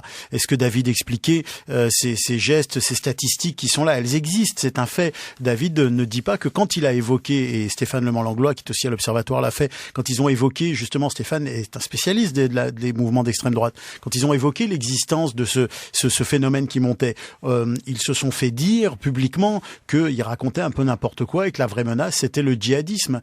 Donc, il y a un refus d'entendre ce bruit. Et ce bruit, ce qui déclenche, c'est la fureur de certains. Ce qu'il vient chercher, c'est la haine, c'est l'appel à la violence chez certains, pas chez tous. Et on pouvait pas s'attendre à ce que ce soit hier dans ces circonstances, mais on pouvait s'attendre à ce que ces différents actes de violence et la personne qui est parlé avant, moi, ce qu'elle a dit, ça m'a frappé. Il parle de voiles qui ont été arrachés dans la rue, de gestes comme ça. Tout ça, c'est une montée lente, mais crescendo, vers des gestes qui, à la fin, finissent par être extrêmement violents. Le ministre canadien de la Sécurité publique, Ralph Goodale, disait cet après-midi, on a là le profil d'un loup solitaire, hein, ce tueur qu'on a parmi les plus difficiles à identifier. Il appelait la communauté à la plus grande vigilance pour tenter d'identifier tous ces... Je vous vois faire la moue. Je vous pose la question parce que, d'une part, est-ce que vous pensez également, vous, qu'on puisse avoir affaire à ces loups solitaires difficiles à identifier, et est-ce que vous craignez un effet de contagion vers d'autres personnes comme ça qui agiraient de la sorte? C'est le terme loup solitaire qui m'horripile. Oui. Parce que c'est un terme qui a un petit volet marketing qui m'horripile dans la situation. La réalité elle il y a peut-être un problème de traduction quand on emploie mais que ce soit le cas ou pas, que ce soit le cas ou pas, c'est pas grave. Mais là où il y a un point qui est juste, et je vais revenir avec la veste de policier que vous aimeriez que je porte dans cette émission ce soir, c'est que avant, avez porté. Et que j'ai porté. Oui. Enfin, j'avais pas de veste, mais cela n'est pas l'important. Bref, mettons que le terrorisme fonctionne comme un système pyramidal. Oui. Il y a 20 ans, ça partait du haut de la pyramide pour descendre vers le bas. Les instructions, le matériel, l'organisation, toute la structuration était du haut vers le bas, vers la masse. Aujourd'hui, c'est exactement l'inverse. Ça part de la masse vers un appel idéologique, vers un bruit de fond, vers une sorte de courant comme ça qui a été lancé par le haut, qui a été jeté à large, le plus large possible, et que chacun décide ou pas de s'en saisir. Et c'est ça justement qui fait la difficulté. Alors on peut appeler ça un loup solitaire. En réalité, on a quelqu'un qui, pour des raisons très très variées, très différentes les unes des autres, à chacun des cas, décide de répondre à une sorte d'appel à la violence, à une sorte de message de haine. Et que ce message de haine soit d'extrême droite, qu'il soit djihadiste, terroriste, c'est à peu près la même logique. On le voit bien ici dans les types de radicalisation qu'on a eu. Martin Couture-Rouleau, dérive sociale, personnelle profonde et passage à l'acte dans un contexte d'appropriation du djihad international. Zéaf Bibo, la même chose, des troubles psychologiques intenses, une dérive psychologique aussi, et l'appropriation de cette guerre contre le Canada par une organisation terroriste extérieure. Je ne dis pas qu'il n'y a pas là du terrorisme, je ne dis pas qu'il n'y a pas là de l'islam radical et du djihadisme, je dis que c'est un ensemble beaucoup plus compliqué à appréhender que ce qu'on fait dans les raccourcis rapide qu'on en fait. En terminant, en quelques mots, M. Berthommet, je sais que vous devez nous quitter. D'un point de vue de l'intervention policière des forces de l'ordre, l'emploi du qualificatif attentat terroriste permet de déclencher une réponse particulière? Oui, au plan de l'intervention. Oui, en réalité, ça déclenche effectivement la structure globale qui permet une réponse policière au terrorisme et la mise en œuvre des EISN, des équipes intégrées de sécurité nationale. Et donc, c'est effectivement un dispositif qui est large, qui est compétent, qui est très entraîné, qui est préparé et qui fonctionne bien au Canada d'ailleurs et au Québec en particulier. Donc, c'est une bonne chose. Quand on regarde les événements ce soir, avec tout ce que ça a décanté, finalement un seul suspect, un acte dont on n'a pas encore bien déterminé les motivations, les accusations, vous avez vu, ont été portées. Évidemment, il n'y a pas d'accusation de terrorisme en tant que tel. Le terrorisme est le contexte des accusations et il peut y avoir des préparations à des actes de terrorisme qui viendront après. Mais en l'occurrence, ce sont des accusations de meurtre qui ont principalement été portées. Donc, on voit bien que là, on a une enquête qui est déjà bouclée quasiment sur la façon dont, sur le mode opératoire et sur les actes. Après, on verra si on contextualise ou pas dans un acte de terrorisme, parce que ça demande quand même, et c'est pas des éléments de preuve c'est ça, et c'est pas faire insulte aux gens qui en ont été victimes que de se questionner sur est-ce que c'est un acte de terrorisme ou un crime haineux. D'ailleurs, le meurtre, au regard du code criminel, est l'accusation la plus grave, donc il emportera la peine la plus lourde. Donc ça ne changera rien aux conséquences. C'est vrai que d'un point de vue sémantique, c'est vrai que d'un point de vue des attentes des gens, de l'opinion publique, ça représente un enjeu.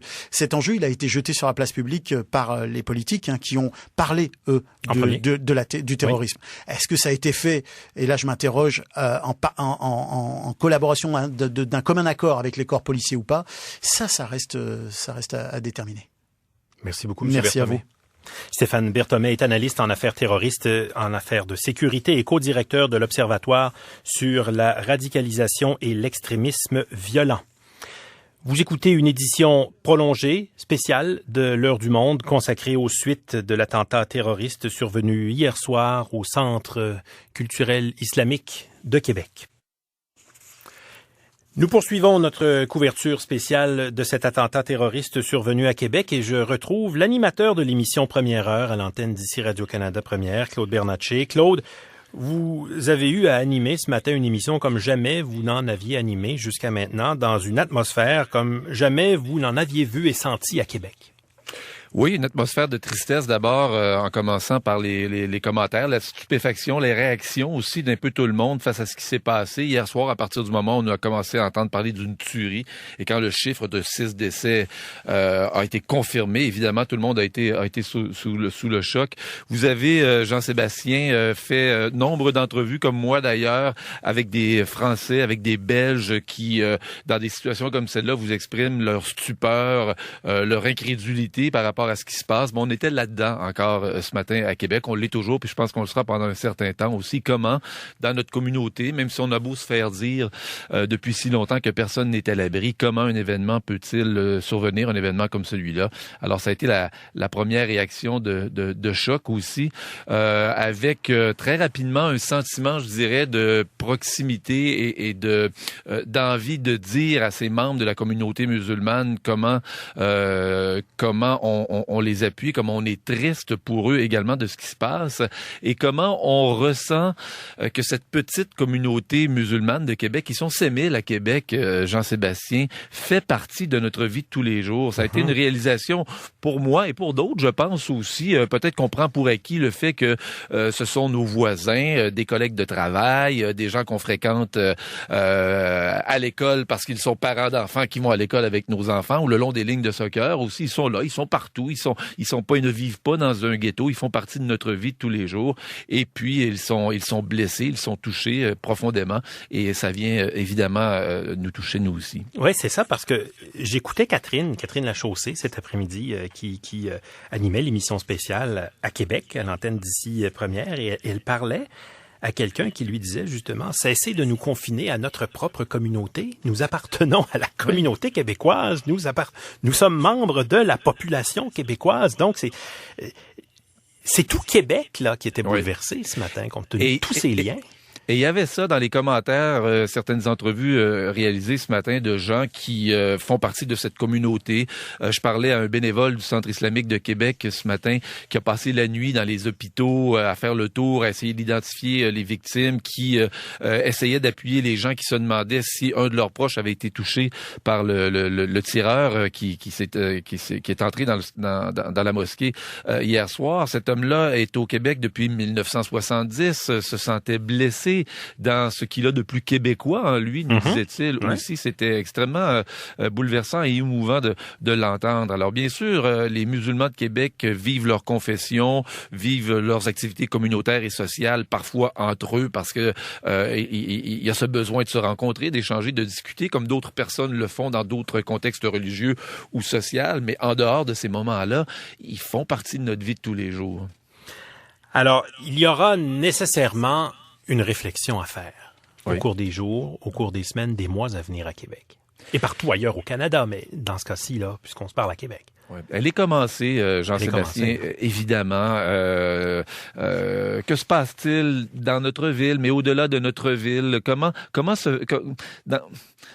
Comment mène-t-on le débat et les débats qui sont importants à mener dans notre société, que ce soit à l'Assemblée nationale ou ailleurs? Comment s'exprime-t-on publiquement sur ces questions-là qui sont fondamentales, sur ces débats-là qui doivent se faire, qui se font depuis très longtemps? On peut remonter jusqu'à Hérouville et à la commission Bouchard-Taylor aussi sur ces questions-là. Plusieurs intervenants nous disent que depuis ces années, et remontons jusqu'aux attentats de 2001 aussi, on sent tranquillement une progression. Puis j'entendais M. Berthomet parler tout à l'heure d'un bruit de fond, qui tranquillement augmente, qui libère une certaine parole, et comment, au fil du temps, certaines paroles, certaines façons de s'exprimer sont peut-être devenues plus acceptables ou plus tolérées aussi. Est-ce qu'il ne faudra pas avoir cette réflexion-là sur comment on discute de ces questions-là à être posées avec des faits plutôt qu'avec des impressions qui alimentent la peur et qui attisent la haine dans bien des cas? Et comment est-ce qu'on ira au-delà de ce geste-là qui a été posé par un individu, parce que ce serait une erreur, je vais d'un commentaire bien personnel, mais ce serait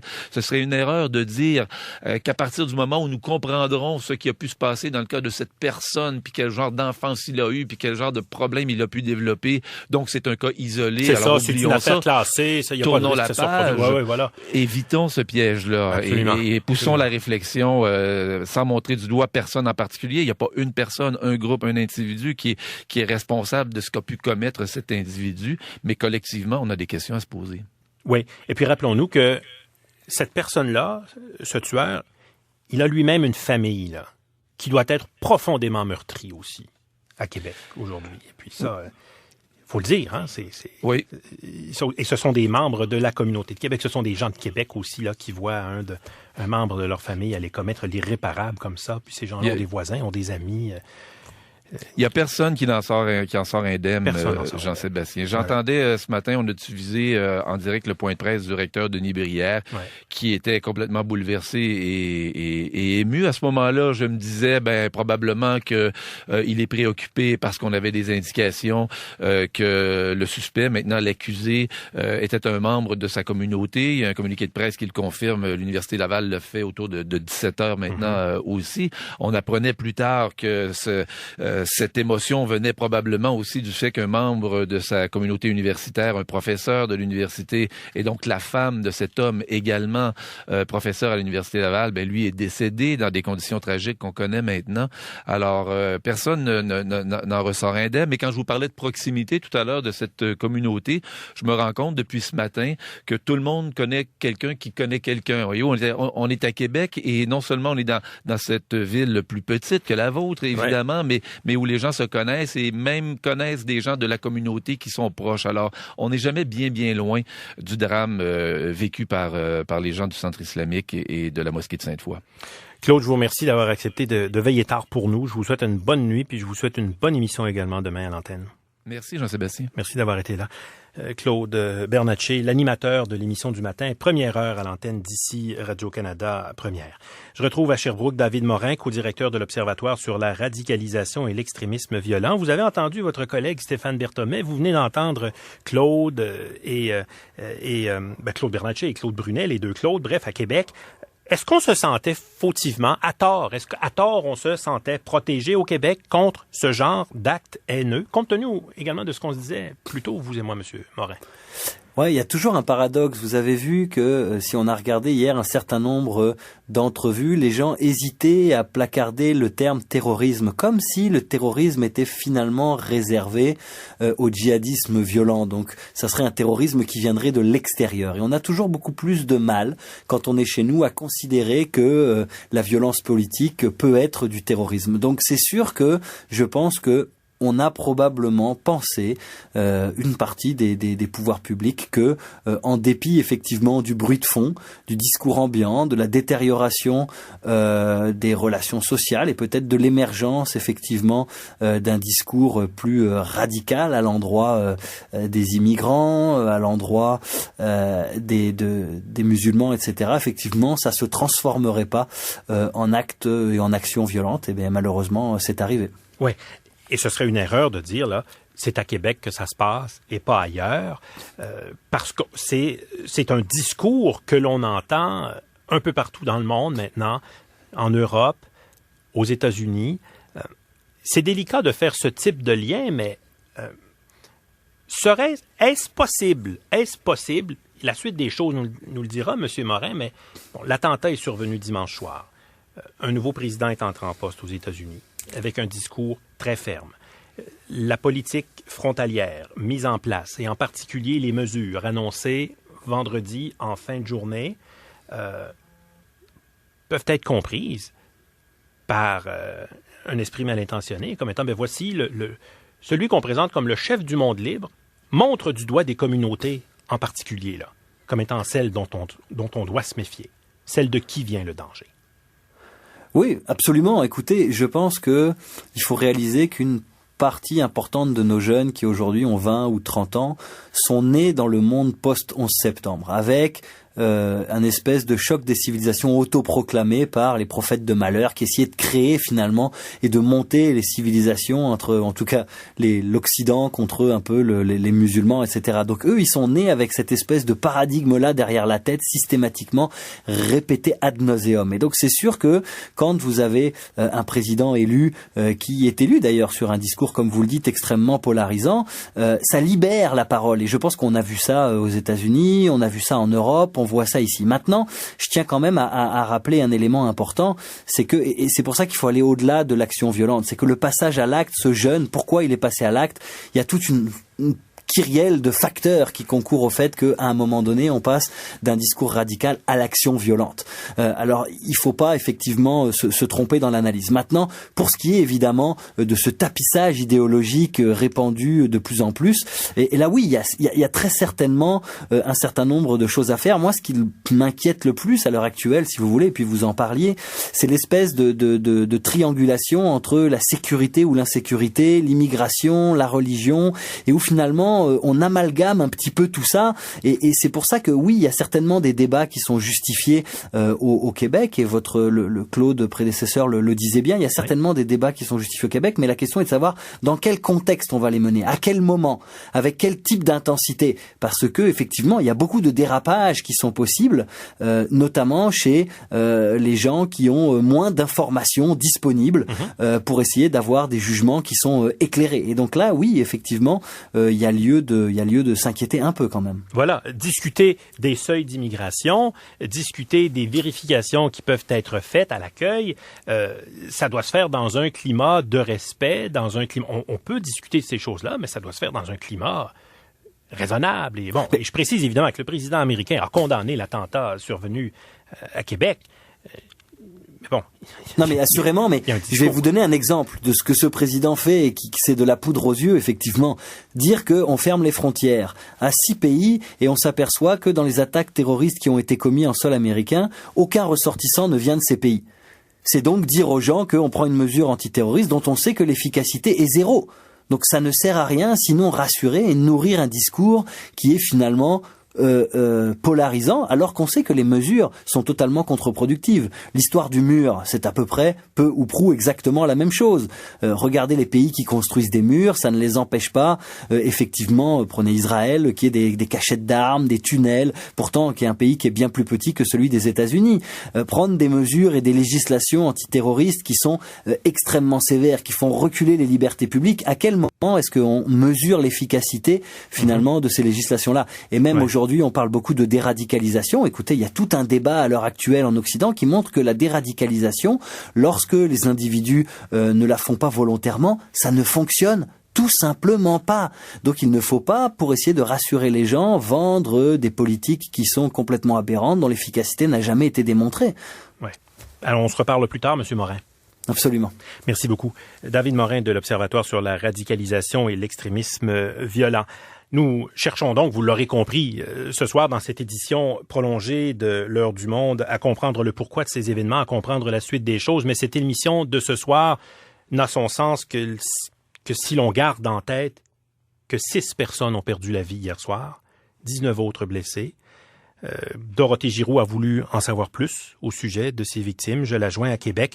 Parlez-nous de ces personnes qui ont été tuées hier à Québec, Dorothée.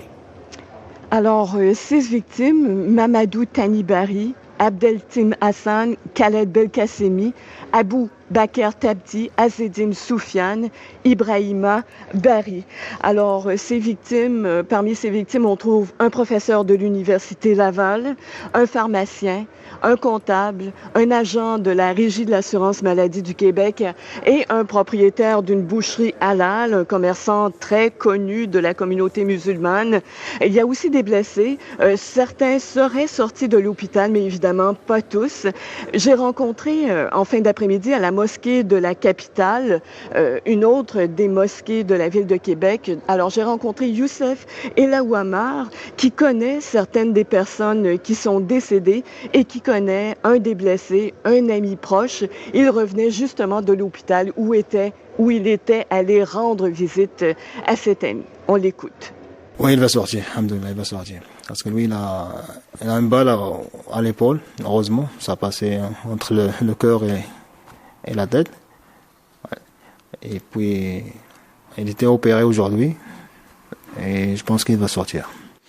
Mais aujourd'hui, il n'y a pas juste mon ami qui est proche, qui était touché, qui était blessé, il avait une balle à l'épaule. Il y avait d'autres aussi, c'est des amis aussi, c'est des proches que je connais de près. Et il y a d'autres qui sont touchés dans les jambes. Et il y en a qui sont morts, que je connais personnellement. Ça m'affecte beaucoup. Dorothée? Alors, Youssef Elaouamar est évidemment très touché par cet attentat, surtout depuis qu'il a rendu visite et surtout depuis qu'il a parlé à son ami blessé, qui lui a donné beaucoup de détails sur le déroulement de la fusillade, des détails qui l'ont vraiment affecté. À nouveau, Youssef Elaouamar.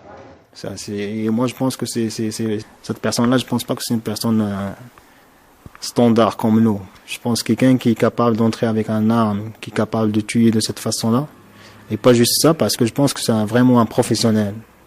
Quelqu'un qui est capable, avec son froid, de tuer des gens comme ça, et puis charger à plus qu'une reprise, ça veut dire que c'est quelqu'un qui est bien entraîné pour manipuler les armes. C'est pas n'importe qui est capable de tirer, et puis cibler des gens et tuer des gens. Charger, prendre le temps, et puis se positionner comme il faut, tirer. Je pense que c'est quelqu'un qui a bien au moins il a bien préparé son coup, ça c'est sûr. Et l'ambiance dans cette autre mosquée de la capitale, Dorothée?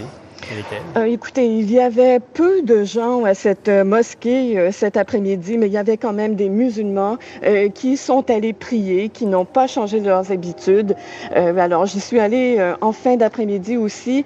À part ces musulmans qui étaient présents, il y avait, bien sûr, un véhicule de police à l'extérieur, juste en face. Il y avait des policiers qui surveillaient les différentes entrées de cette mosquée-là.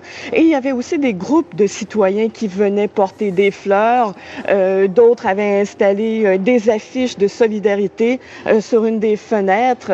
Et il y a aussi un groupe de 4 personnes qui venaient tout juste de venir porter un message qu'ils ont déposé à la porte juste à côté de plusieurs bouquets de fleurs. Je leur ai parlé. Voici ce qu'ils avaient à dire. On est venu porter une carte, en fait, pour voir notre solidarité avec la communauté musulmane de Québec. La carte, en fait, c'est ça, on apporte nos condoléances, nos sympathies, notre solidarité, en fait, entre les peuples. Moi, je pense que j'étais triste pour les familles, pour le geste qui est posé, mais si j'étais en colère qu'il y ait des gens qui puissent se permettre ça à Québec, alors que tout est si calme, si tranquille, qu'on vient en paix. En tout cas, on a cette impression-là. On peut pas comprendre ça, là. Je pense aussi qu'on a honte, là. On a honte. La honte, on vit de la honte de ce qui se passe ici, tout près de nous, puis que c'est des gens... Qu'est-ce que ça fait que ça a l'air aussi, Québec, la ville de Québec, comment qu'on est représenté par ça. Alors voilà, c'était un groupe de 4 personnes là, qui étaient vraiment très bouleversées par ce qui s'est passé hier soir et qui tenaient à afficher leur solidarité avec la communauté musulmane de Québec. Merci beaucoup, Dorothée. Au revoir. Notre journaliste Dorothée Giroux. Vous écoutez L'heure du monde sur ICI Radio-Canada, première. Le premier ministre du Québec, Philippe Couillard, a rencontré ce matin des membres, des dirigeants, en fait, de la communauté musulmane de Québec. Au terme de cette rencontre, il s'est montré très ému. D'un même élan avec les autres chefs de parti, il a tenu à lancer un appel à l'unité au lendemain de cet attentat. Voici notre correspondant parlementaire à l'Assemblée nationale, Mathieu Dion. Une invocation pour demander l'aide de Dieu après cette nuit bouleversante. Main dans la main, politiciens et leaders de la communauté musulmane de Québec ont tenu à montrer leur solidarité. Ils ont aussi parlé de fraternité. Tous les Québécois et les Québécoises ont été victimes. Le premier ministre québécois a paru très ému après la rencontre à l'Hôtel de Ville. Que la paix soit avec vous, la bienveillance de Dieu et sa bénédiction. Salam alaikum wa rahmatullahi wa barakatuh. Dans une déclaration solennelle, quelques heures plus tard, Philippe Couillard a évoqué l'importance de s'ouvrir aux autres. Les mots prononcés, les mots écrits aussi, ne sont pas anodins. À nous de les formuler, à nous de les choisir. Ils peuvent unir, guérir ou diviser et blesser. À la suite de cet acte violent, de nombreuses personnes s'interrogent sur l'impact de certains propos tenus sur les musulmans par des personnalités publiques, tant au Québec qu'ailleurs.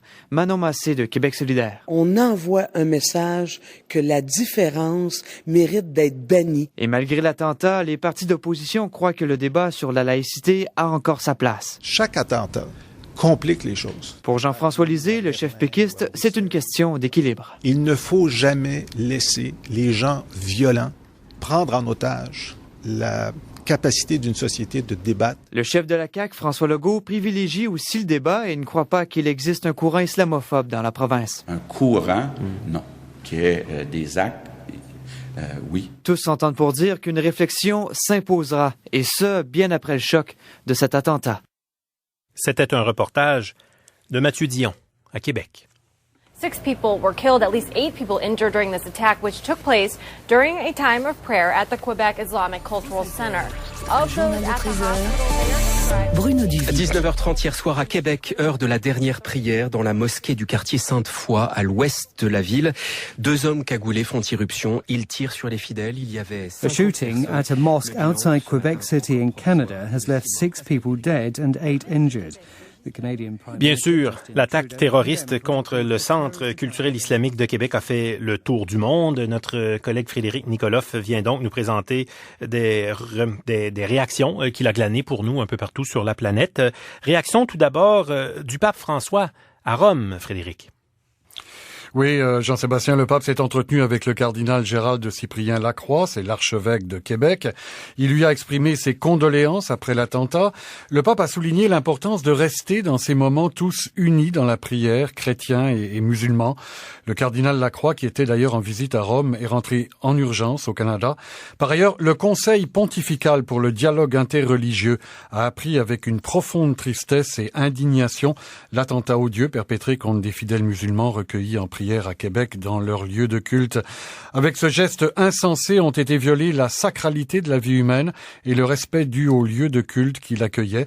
C'est ce que l'on peut lire d'ailleurs dans un communiqué publié par cet organisme présidé par le cardinal français Jean-Louis Torrent. Réaction politique maintenant, tout d'abord de la chancelière allemande Angela Merkel. Effectivement, c'est le porte-parole de la chancelière qui a fait cette déclaration en son nom.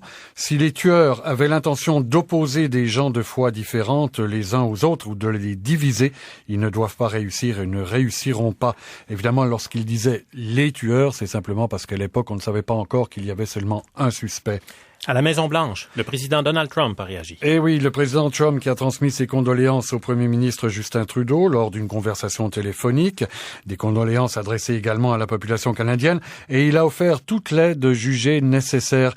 Et cette tragédie a également eu des conséquences directes sur les mosquées à New York, où les mesures de sécurité ont été renforcées, et également aux Pays-Bas, où les mosquées du pays ont décidé de fermer leurs portes pendant la prière, alors qu'elles restaient généralement ouvertes pour accueillir les retardataires.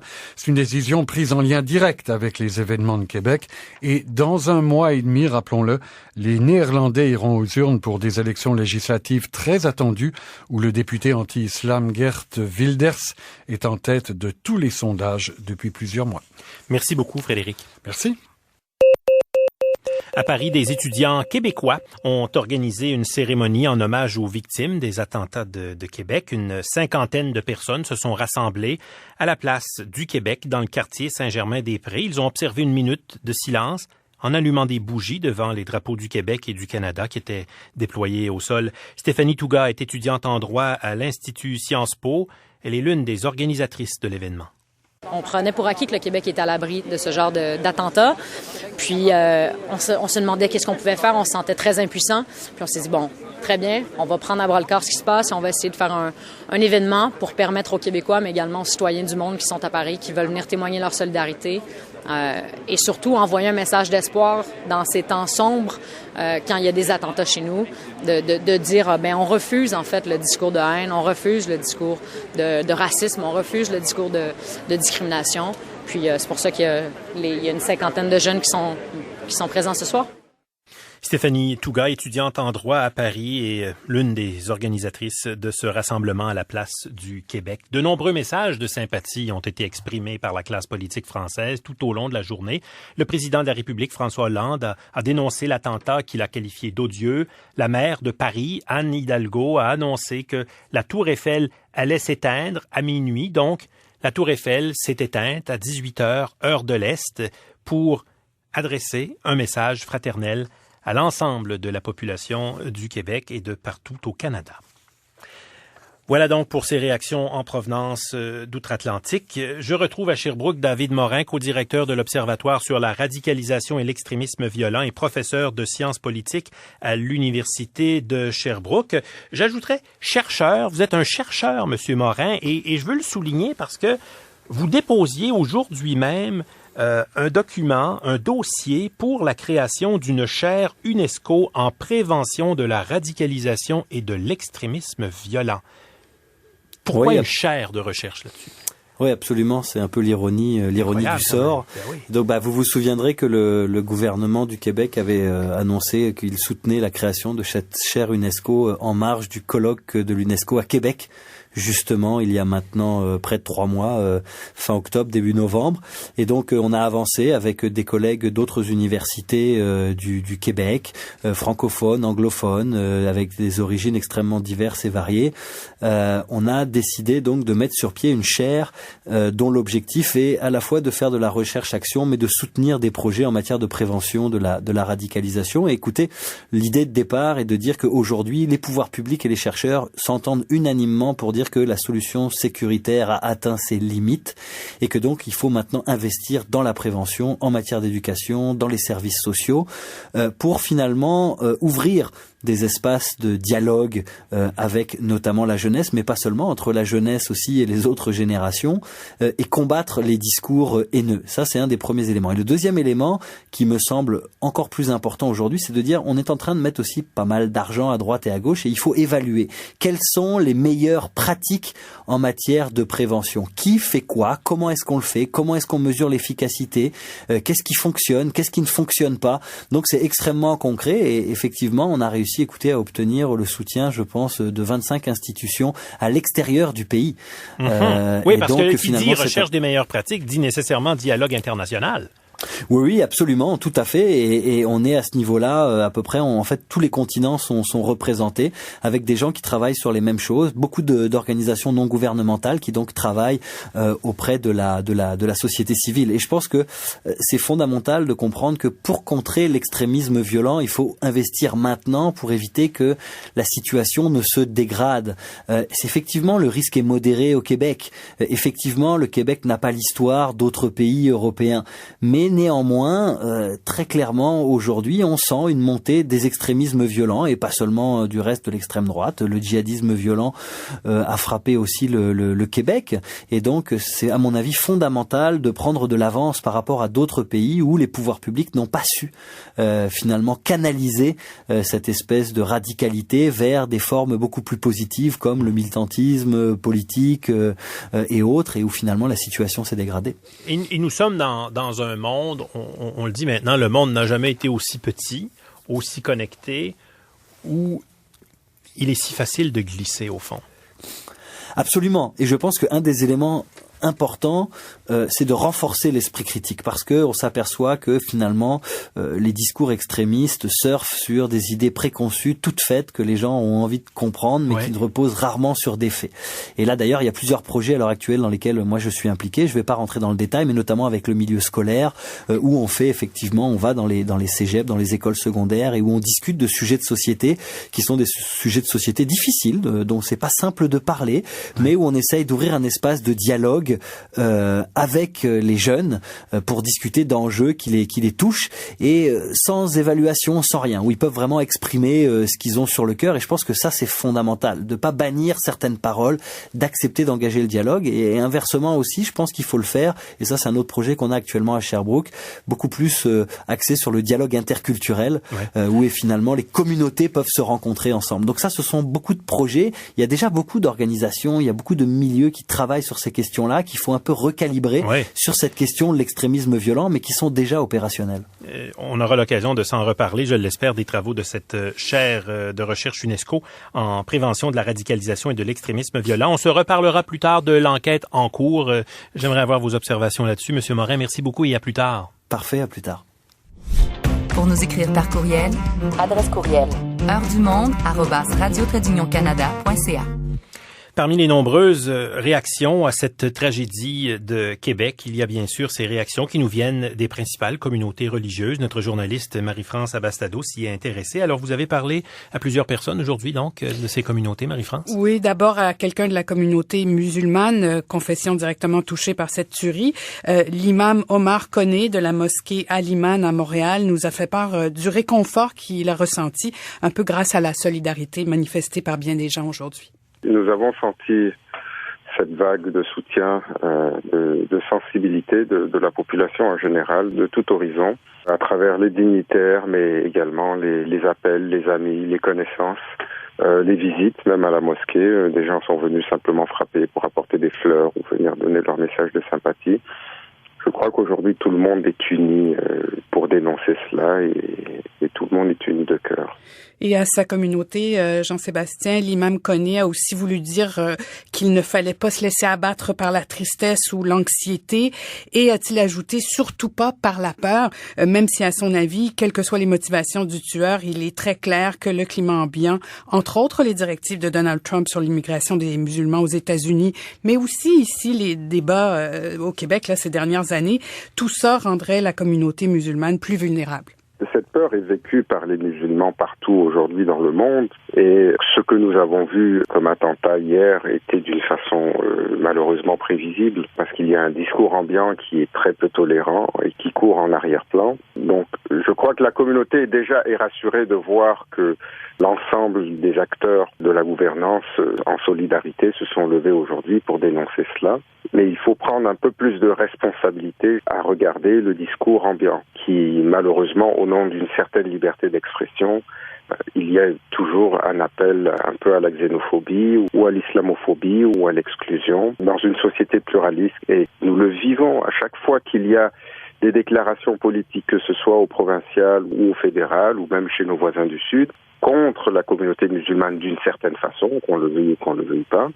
Ça donne une liberté d'exprimer toutes sortes de rengaines, justifiées ou pas, contre les musulmans. Et puis, Marie-France, vous êtes aussi entretenue avec un représentant de l'Église catholique. Quelle était sa réaction? Oui, écoutez, j'ai parlé à Monseigneur Marc Pelchat, évêque auxiliaire à l'archidiocèse de Québec.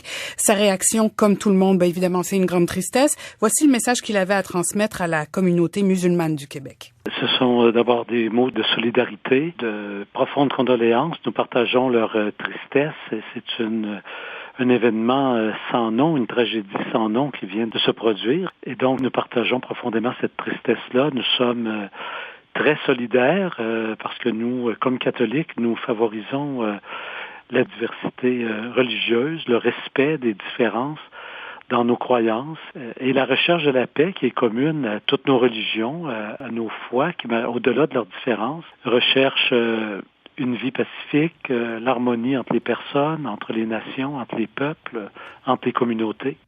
Et puis, je souligne que Monseigneur Pelchat, tout comme l'imam Koné, est persuadé que la communauté musulmane est particulièrement vulnérable par les temps qui courent, même si lui ne fait pas du tout, pas plus que l'imam Koné d'ailleurs, mais ne fait pas de lien de cause à effet entre ce qui se passe aux États-Unis et ce qui est arrivé hier soir au Québec. À Québec, pardon. Ouais, puis terminons avec les commentaires que vous avez recueillis d'un représentant de la communauté juive. Oui, le rabbin Melvin Raskin de la congrégation orthodoxe Beth Shabbat de Côte-Saint-Luc à Montréal. Il n'avait pas parlé à qui que ce soit de la communauté musulmane au moment où je l'ai joint plus tôt aujourd'hui, mais il m'a fait part de ce qu'il leur dirait. Leur disiez que notre cœur est avec eux et que nous avons beaucoup de peine pour ce qui est arrivé. C'est clair que nous sommes très contre tout ce qui est des attaques terroristes. C'est clair que c'est contre l'humanité, c'est contre tout ce qui peut faire tenir ce monde. C'est quelque chose qui est terrible, inacceptable. Donc, consternation, solidarité, encore une fois. Merci beaucoup pour ces témoignages et ces réactions, Marie-France. Il n'y a pas de quoi. Notre journaliste Marie-France Abastado. Nous vous avons parlé un peu plus tôt des victimes, de ces hommes qui ont perdu la vie, de ces hommes qui ont été blessés. Maintenant, il y a leurs proches également. Leurs proches sont également des victimes. Notre journaliste René Saint-Louis nous revient pour nous en parler, pour nous les présenter. René. Oui, en fait, les 6 hommes assassinés hier étaient tous des pères de famille. La tuerie a donc fait 17 orphelins et 5 veuves, peut-être 6 veuves, parce qu'en fait, il y en a un, Abdelkarim Hassan, celui qui a un commerce, là, on ignore son statut marital, entre autres. On pense qu'il était peut-être lui-même déjà veuf, mais on sait qu'il avait 3 enfants. Alors voilà, donc total, 17 orphelins. Il y a 2 des victimes qui avaient 2 enfants, il y a 3 des victimes qui avaient 3 enfants, et la 6e victime était père de 4 jeunes enfants.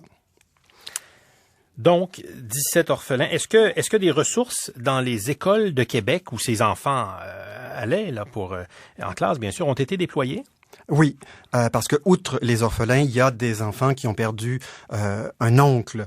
Dans le cas des enfants des 2 ressortissants de la Guinée qui sont morts, 2 frères originaires de la Guinée qui ont été tués. Donc, ces enfants ont perdu à la fois un père et un oncle.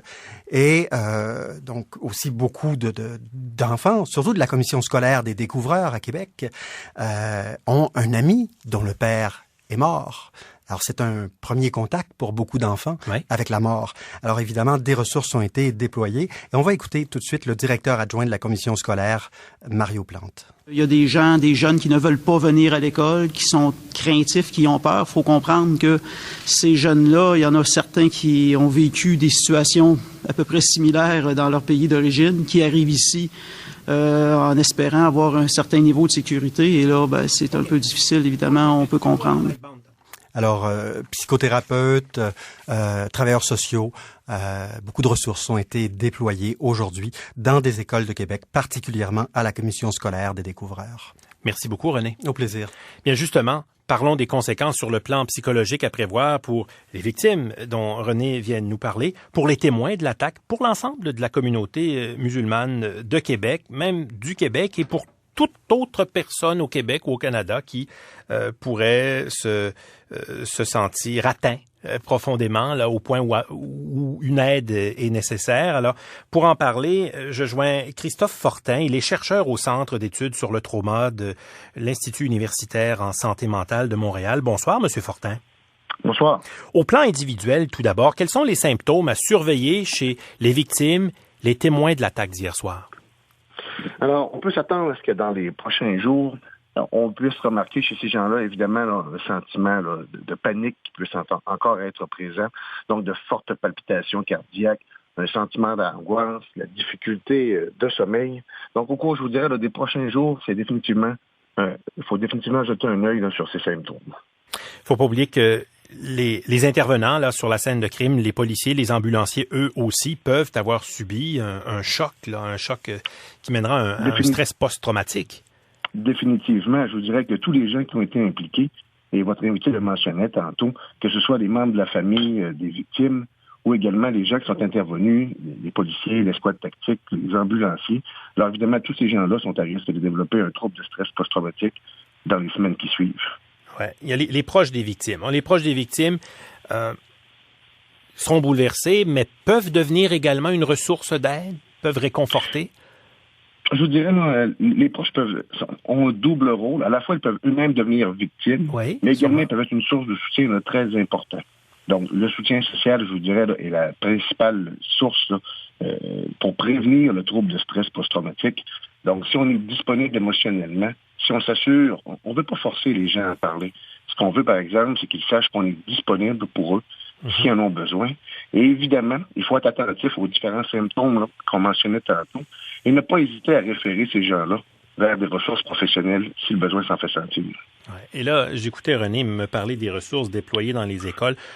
Pour les adultes que nous sommes, M. Fortin, c'est déjà difficile à comprendre.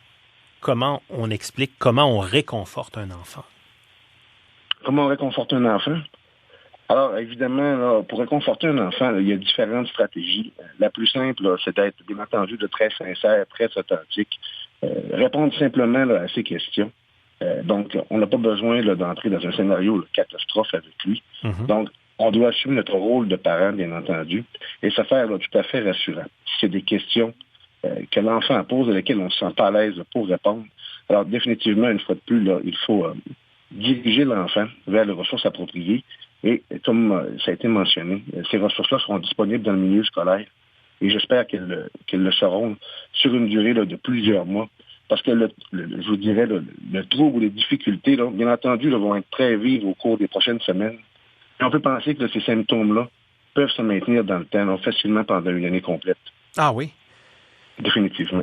Et puis, au bout d'un an, il y a aussi, je ne sais pas si vous êtes de ceux qui voyaient les choses comme ça, mais on dit qu'il y a un effet anniversaire aussi même. Hein. Lorsqu'on va s'approcher de la date de cette tragédie, l'an prochain, il y a risque de monter d'un stress? Ah oui, définitivement. C'est une des choses qu'on observe. D'ailleurs, lorsqu'on arrive justement dans une date anniversaire, des gens qui pouvaient être asymptomatiques, donc qui durant l'année précédente ou durant l'année suivante, je vous dirais, le drame, n'auront pratiquement pas de symptômes. Et lorsque vient justement le moment anniversaire, donc les gens vont aller réinterpréter des différents événements qui se sont déroulés. Et là, le trouble de stress peut survenir même un an après la tragédie. Ouais, il y a les membres de la communauté musulmane de Québec, mais des autres communautés au pays qui peuvent se sentir très mal, qui peuvent se sentir visés. Qu'est-ce que vous leur diriez, vous, pour tenter de les rassurer et de les aider? Je vous dirais, la première chose, évidemment, nos pensées là, aux différentes victimes, particulièrement là, au sein de la communauté musulmane. Et je vous dirais, ce qu'on observe déjà présentement, là, c'est vraiment là, une avalanche là, de sympathie, là, que ce soit là, des vigiles qui a lieu à Montréal, partout à travers le Canada. Donc, quel message est-ce qu'on pourrait transmettre à ces gens-là? C'est que je pense que les politiciens là, l'ont très bien fait. Je vais leur laisser le soin là, de maintenir là, ce discours-là. Mais on fait exactement là, ce qu'on doit faire, c'est-à-dire là, leur envoyer des messages d'empathie, de soutien, d'intégration, et s'assurer une fois de plus là, que si les gens ont des besoins, de s'assurer qu'ils aient les ressources là, disponibles. Et lorsque viendra le moment, par exemple, comme on parlait il y a quelques instants, la date anniversaire, c'est de rappeler à tout le monde à quel point ces gens-là sont simplement inclus dans notre société et qu'ils font partie au même titre que tous les autres Canadiens de notre pays. Absolument, mais le risque, c'est que la réponse de ces gens-là, d'une certaine façon, ce soit la fuite, ce soit le repli. Effectivement, et c'est pour ça qu'il y a des messages d'empathie et de rassemblement, là, on ne peut trop les répéter. ces messages-là doivent être convoyés avec force de la part des autorités politiques. Ça c'est certain.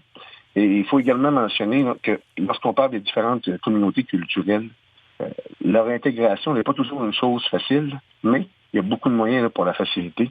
Et c'est aux décideurs politiques de mettre les différents moyens en action pour s'assurer que l'intégration se produise le plus adéquatement possible. Merci beaucoup, M. Fortin, pour cet entretien. Au plaisir. Au plaisir. Christophe Fortin est chercheur au Centre d'études sur le trauma de l'Institut universitaire en santé mentale de Montréal. Vous écoutez L'heure du monde avec Jean-Sébastien Bernatchez. C'est Jean-Sébastien Bernatchez qui vous parle. Nous poursuivons cette édition spéciale de l'heure du monde consacrée aux suites de l'attentat terroriste survenu hier soir au Centre culturel islamique de Québec. Un centre où se sont rassemblés tout près des milliers de personnes en début de soirée. Une veillée à la chandelle à la mémoire des victimes. Participait à cette veillée le premier ministre du Canada, Justin Trudeau, qui, après avoir rendu hommage aux victimes à la Chambre des communes, s'est déplacé avec les autres chefs de parti aux communes à Québec. M. Trudeau s'est adressé à la foule. Voici un extrait de ce qu'il a dit ce soir. Rappelons-nous alors que nous nous rassemblons ce soir pour pleurer la perte de ceux dont la vie a été perdue et pour offrir notre soutien à ceux qui les connaissaient et les aimaient. Rappelons-nous alors que nous parlons de cette tragédie avec notre propre famille, surtout si, comme moi et Sophie, nous allons avoir des conversations très difficiles avec nos enfants pour expliquer l'inexplicable. Le premier ministre du Canada, Justin Trudeau. Et à ses côtés ce soir dans ce rassemblement, le député fédéral de l'endroit, le député fédéral de la circonscription de Louis-Hébert, Joël Lightbound, que je joins dans la capitale du Québec. Bonsoir, M. Lightbound. Bonsoir, M. Bernatchez. C'était, j'imagine, très émotif, cette veillée ce soir tout près du Centre culturel islamique de Québec? Oui, c'était très touchant. Puis je peux vous dire que pour plusieurs personnes avec qui j'ai parlé, dont les représentants de la communauté qui étaient là, ça redonne espoir de voir des milliers de personnes comme ça qui se réunissent en solidarité, en soutien avec les victimes, avec les familles, puis avec la communauté musulmane pour vraiment leur envoyer un message très clair que leur place est ici, qu'ils sont chez eux et qu'on est avec eux. Ouais, une communauté que vous connaissez bien, une communauté que vous fréquentez comme résident de la ville de Québec, mais comme député également. Vous commencez à peine votre carrière politique, M. Lightbound. Vous êtes encore un jeune homme politique là, dans l'arène fédérale. Parlez-moi de ce que vous avez ressenti, de ce que vous avez vécu depuis hier soir. Je vais vous dire, au-delà de mon rôle de député, pour moi, cette communauté-là, c'était à Sainte-Foy, on a une grande communauté musulmane qui est là depuis des décennies. Donc pour moi, même à titre personnel, c'est des amis de longue date. C'était mes entraîneurs quand je jouais au soccer à Sainte-Foy, c'était mes voisins. Donc c'est une communauté qui est très, très bien implantée à Sainte-Foy. Et c'est des professeurs, des entrepreneurs. Donc, ça m'a beaucoup touché, ça m'a attristé. J'étais aussi en colère de voir que ça puisse se passer ici. Et je pense que face à tout ça, il y a définitivement un discours qui doit changer à Québec, qui doit se tourner sur l'ouverture, sur la tolérance, sur l'inclusion. Et je crois que c'est définitivement ce que je communique et ce que j'essaie de communiquer à la communauté, puis ici à Québec. Est-ce que vous l'avez observé, vous, comme député? Parce que les députés, vous recevez beaucoup de nouveaux arrivants qui vont vous voir à votre bureau pour des démarches, de l'aide auprès de l'appareil fédéral. Est-ce que vous l'avez perçu? Est-ce que vous l'avez senti, cette dégradation du discours, de l'ambiance, d'une certaine montée de l'intolérance qui peut être en cause dans ce qui s'est passé depuis hier? Bien, je pense que c'est par rapport au motif du suspect, c'est trop tôt, il y a trop peu d'informations, mais si on regarde sur ce qu'on sait par le passé, moi, définitivement, il y a eu une augmentation de l'intolérance. Puis quand j'ai rencontré le dirigeant du Centre culturel islamique, les membres du conseil d'administration, le nombre d'actes de vandalisme haineux qu'ils ont subi au cours des dernières années a été en augmentation constante. Ben oui, écoutez, au cours des derniers mois, une tête de porc laissée à la porte en plein ramadan, des traques haineux cet été, par la suite, dans les semaines qui ont suivi. Des traques haineuses, des épiceries halal à Sainte-Foy qui se sont faites menacer aussi. Donc, je veux dire, eux étaient inquiets. J'étais inquiet. Je pense que il y a eu cette augmentation-là, puis je crois qu'il y a de sérieuses prises de conscience qui doivent être faites, à savoir que les mots ont un pouvoir, qu'on ne peut pas généraliser, faire des amalgames gros comme le bras, qu'on ne peut pas souffler sur les braises de l'intolérance et de la peur de l'autre, sans s'attendre justement à ce que le climat se détériore et de la sorte. Donc, je pense qu'il y a des prises de conscience à être faites, et je crois que c'est notre devoir, non seulement en tant que politicien, mais à tous et chacun, de vraiment être ferme dans notre défense de cette communauté, mais de la tolérance et de l'ouverture plus généralement. Alors vous, comme député de Louis Hébert à Ottawa, qu'est-ce que vous entendez faire pour concrétiser ce rôle que vous me décrivez maintenant là? Ben, je vais continuer sur toutes les tribunes qui me sont offertes de justement essayer de contrer l'ignorance, parce que la peur de l'autre, elle est toujours liée à l'ignorance puis à la méconnaissance. Et je crois que je vais faire tout mon possible aussi pour prêcher ce message, mais aussi je pense qu'il y a c'est encore, je m'excuse, M. Bernatchez, c'est un petit peu en ce moment, on est un petit peu à fleur de peau. Ah, je vous comprends tellement, absolument. Mais je pense que c'est de montrer l'exemple puis de prêcher l'ouverture, la tolérance. Et je vais continuer d'être là pour la communauté. Je l'ai toujours été, puis je vais continuer de l'être dans les besoins qu'ils ont immédiatement. C'est Samir Grib, que vous connaissez peut-être, là, qui est entraîneur rouge et or masculin à Québec, qui lui-même est originaire de Tunis. Il habite à Québec depuis 30 ans. Je l'entendais, il parlait à Catherine Lachaussée dans l'émission spéciale de Québec cet après-midi. Il disait l'éducation, ce sera la clé. L'éducation, c'est le passeport pour la vie, c'est le passeport pour l'ouverture. Absolument. L'éducation, les contacts. Puis, quand on parle de la communauté musulmane ici à Sainte-Foy, par exemple, le Centre culturel islamique, c'est une communauté qui est très proactive, qui est très ouverte, qui tiennent des journées portes ouvertes à la mosquée parce que, justement, ils veulent accueillir les Québécois, leurs voisins, leur montrer qu'est-ce qui se passe là-bas, qu'est-ce qu'ils font, comment ils sont, leur culture, tout ça. Donc, je pense que il doit y avoir de plus grands échanges, et je pense qu'on a gagné à justement l'éducation, parce que c'est toute forme de méfiance et de peur et de haine de l'autre est basée dans l'ignorance. Donc, je crois que c'est définitivement, ça passe par l'éducation, et qu'il faut faire très, très attention à ce qu'on laisse prendre racine dans notre cœur. Monsieur Lightbound, je vous remercie beaucoup pour cet entretien. C'est moi qui vous remercie. Au revoir. Joël Lightbound, député fédéral de Louis Hébert, la circonscription où se trouve, vous l'aurez compris, le Centre culturel islamique de Québec. Pour réécouter nos entrevues, ici.radio-canada.ca/heure du monde. Alors, il y a eu ce rassemblement à Québec où se trouvait M. Lightbound, rassemblement à Montréal également où se trouve la ministre de patrimoine canadien, Mélanie Joly. Plusieurs artistes ont réagi sur Internet dès hier soir, dès l'annonce de cette attaque terroriste au Centre culturel islamique de Québec. Voici là-dessus notre journaliste F. Payette. Deux artistes de Québec, Safia Nolin et Karim Ouellette, ont été parmi les premiers à partager leurs sentiments sur le web. Safia Nolin, dont le père est algérien, a déclaré sur Twitter que la communauté musulmane était en train de vivre un horrible drame. Toutes mes pensées sont avec les familles des victimes, a tweeté Karim Ouellette, qui est né au Sénégal, un pays musulman. L'auteur-compositrice-interprète Florence K. a exprimé sa tristesse devant cette violence. Rien ne peut justifier une telle ignorance, une telle haine, une telle peur de l'autre, a écrit la chanteuse québécoise née d'un père libanais. Moi, c'est la honte qui m'habite au réveil, a déclaré Ariane Moffat, en ajoutant qu'elle ressentait beaucoup d'amour à l'égard des musulmans de notre Québec. Le réalisateur de l'émission Souverain Anonyme, le journaliste d'origine marocaine Mohamed Lotfi, estime que devant la barbarie, il faut plus que jamais se rassembler et ne pas tomber dans le piège de la division.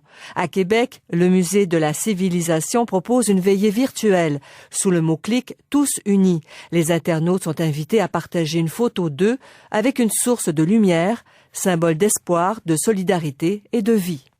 C'était un reportage de notre journaliste Ève Payette. Et je retrouve pour une dernière fois David Morin, co-directeur de l'Observatoire sur la radicalisation et l'extrémisme violent, pour parler de cette enquête policière qui a été enclenchée dès hier soir et qui a donné lieu au dépôt d'accusations, 11 chefs d'accusation, 6 pour meurtre au premier degré, 5 accusations pour tentative de meurtre. Votre collègue Stéphane Berthommet nous le disait, Monsieur Morin, que bon là les enquêteurs espèrent pouvoir déposer des accusations en lien avec les articles du Code criminel sur le terrorisme et la sécurité nationale. Mais ce qu'on apprenait également pendant le point de presse qui a été présenté par les autorités policières en fin d'après-midi, c'est que il y a de la cybersurveillance qui est faite par les policiers en ce moment. On se parlait un peu plus tôt de cette planète plus petite que jamais où les risques de glissade sont plus importants que jamais peut-être de ce point de vue-là. C'est important ça, dans un monde de plus en plus numérique, de bien garder en tête tout ce qui se dit, s'écrit, se transmet sur Internet. Oui, alors il y a beaucoup d'enjeux derrière ça. Le premier enjeu, c'est évidemment l'extrême difficulté précisément de surveiller tout ce qui se dit et ce qui s'écrit sur Internet. C'est quasiment impossible. Comme vous le savez, il y a en plus le dark web, donc des applications qui permettent à des gens qui voudraient commettre des crimes finalement de se parler de manière encryptée, etc. Donc il y a une vraie difficulté pour les services de surveillance pour accéder à toute cette information. Le deuxième élément qui à mon avis est fondamental, c'est qu'il suffit pas d'avoir l'information et d'avoir les discours des gens qui disent j'aime pas telle communauté, j'aime pas telle autre. Il faut être capable de s'en servir et que l'analyse soit suffisamment bonne pour dire attention, là on est peut-être dans un cas potentiel où l'individu va passer à l'acte, parce que là, à l'heure actuelle, vous aurez noté que, et je connais pas tous les détails de l'enquête en cours, mais le jeune homme dont on parle, sur son compte Facebook, il y avait bien, oui, des positions politiques de droite un peu radicales, mais il n'y avait pas, à ma connaissance, ou en tout cas c'est pas encore sorti dans les médias, de menaces de mort explicites. Et finalement, le troisième volet de ça qui me semble super important aussi de souligner, excusez-moi, j'ai sifflé, c'est évidemment faire attention à ce que ces enquêtes-là et cette surveillance du cyberespace respectent aussi les libertés individuelles, les libertés civiles, et que cette intrusion-là, à un moment donné, elle risque aussi de nous faire un peu régresser. Pourquoi ? Parce que ces données-là, elles sont stockées. Pendant combien de temps elles vont être stockées ? Est-ce qu'à posteriori, on va reprocher à des gens des choses qu'ils auraient dit 10 ans auparavant et on va surinterpréter finalement des trajectoires de radicalisation, qui va détenir ces métadonnées-là, etc. Donc là, il y a vraiment beaucoup d'enjeux, si vous voulez, fondamentaux qui se posent sur cette question de la surveillance du cyberespace. Et juste en conclusion, si vous me permettez, parce que je sais que l'émission va bientôt toucher à sa fin, oui, en quelque sorte. Puisque je sais qu'on est simplement vous et moi en ondes, je vais vous faire une confidence quand même. En quelques secondes. Je suis un immigrant qui est au Québec depuis 15 ans. Et hier soir, j'étais très triste, évidemment, face à ce qui s'est passé. J'ai trouvé qu'on voyait dans l'acte violent, alors pas l'individu lui-même, je voudrais pas le blâmer, même si c'est terrible, mais ce que peut-être l'humanité a de pire, ce que le Québec parfois est capable de présenter. Et aujourd'hui, ce soir, j'ai dans une certaine mesure retrouvé le sourire en voyant aussi cet élan de solidarité au Québec qui présente finalement le Québec sous un visage totalement différent. Et je retrouve le Québec auquel je me suis finalement attaché. Peut-être laisser les gens sur cette touche-là, parce que c'est dans ce sens-là qu'il faut aller. Cette note d'espoir sur laquelle j'espérais bien pouvoir terminer avec vous ce soir. Je m'excuse. Merci beaucoup. Au contraire. Merci beaucoup, Monsieur Morin. Je vous remercie. Bonne soirée. À la prochaine. Au revoir. David Morin, co-directeur de l'Observatoire sur la radicalisation et l'extrémisme violent. Voilà qui complète cette édition spéciale de l'Heure du Monde. Merci d'avoir été là. Je vous invite à rester des nôtres pour le bulletin de l'heure et la suite de notre programmation spéciale avec mon collègue Guillaume Dumas de notre station de Québec.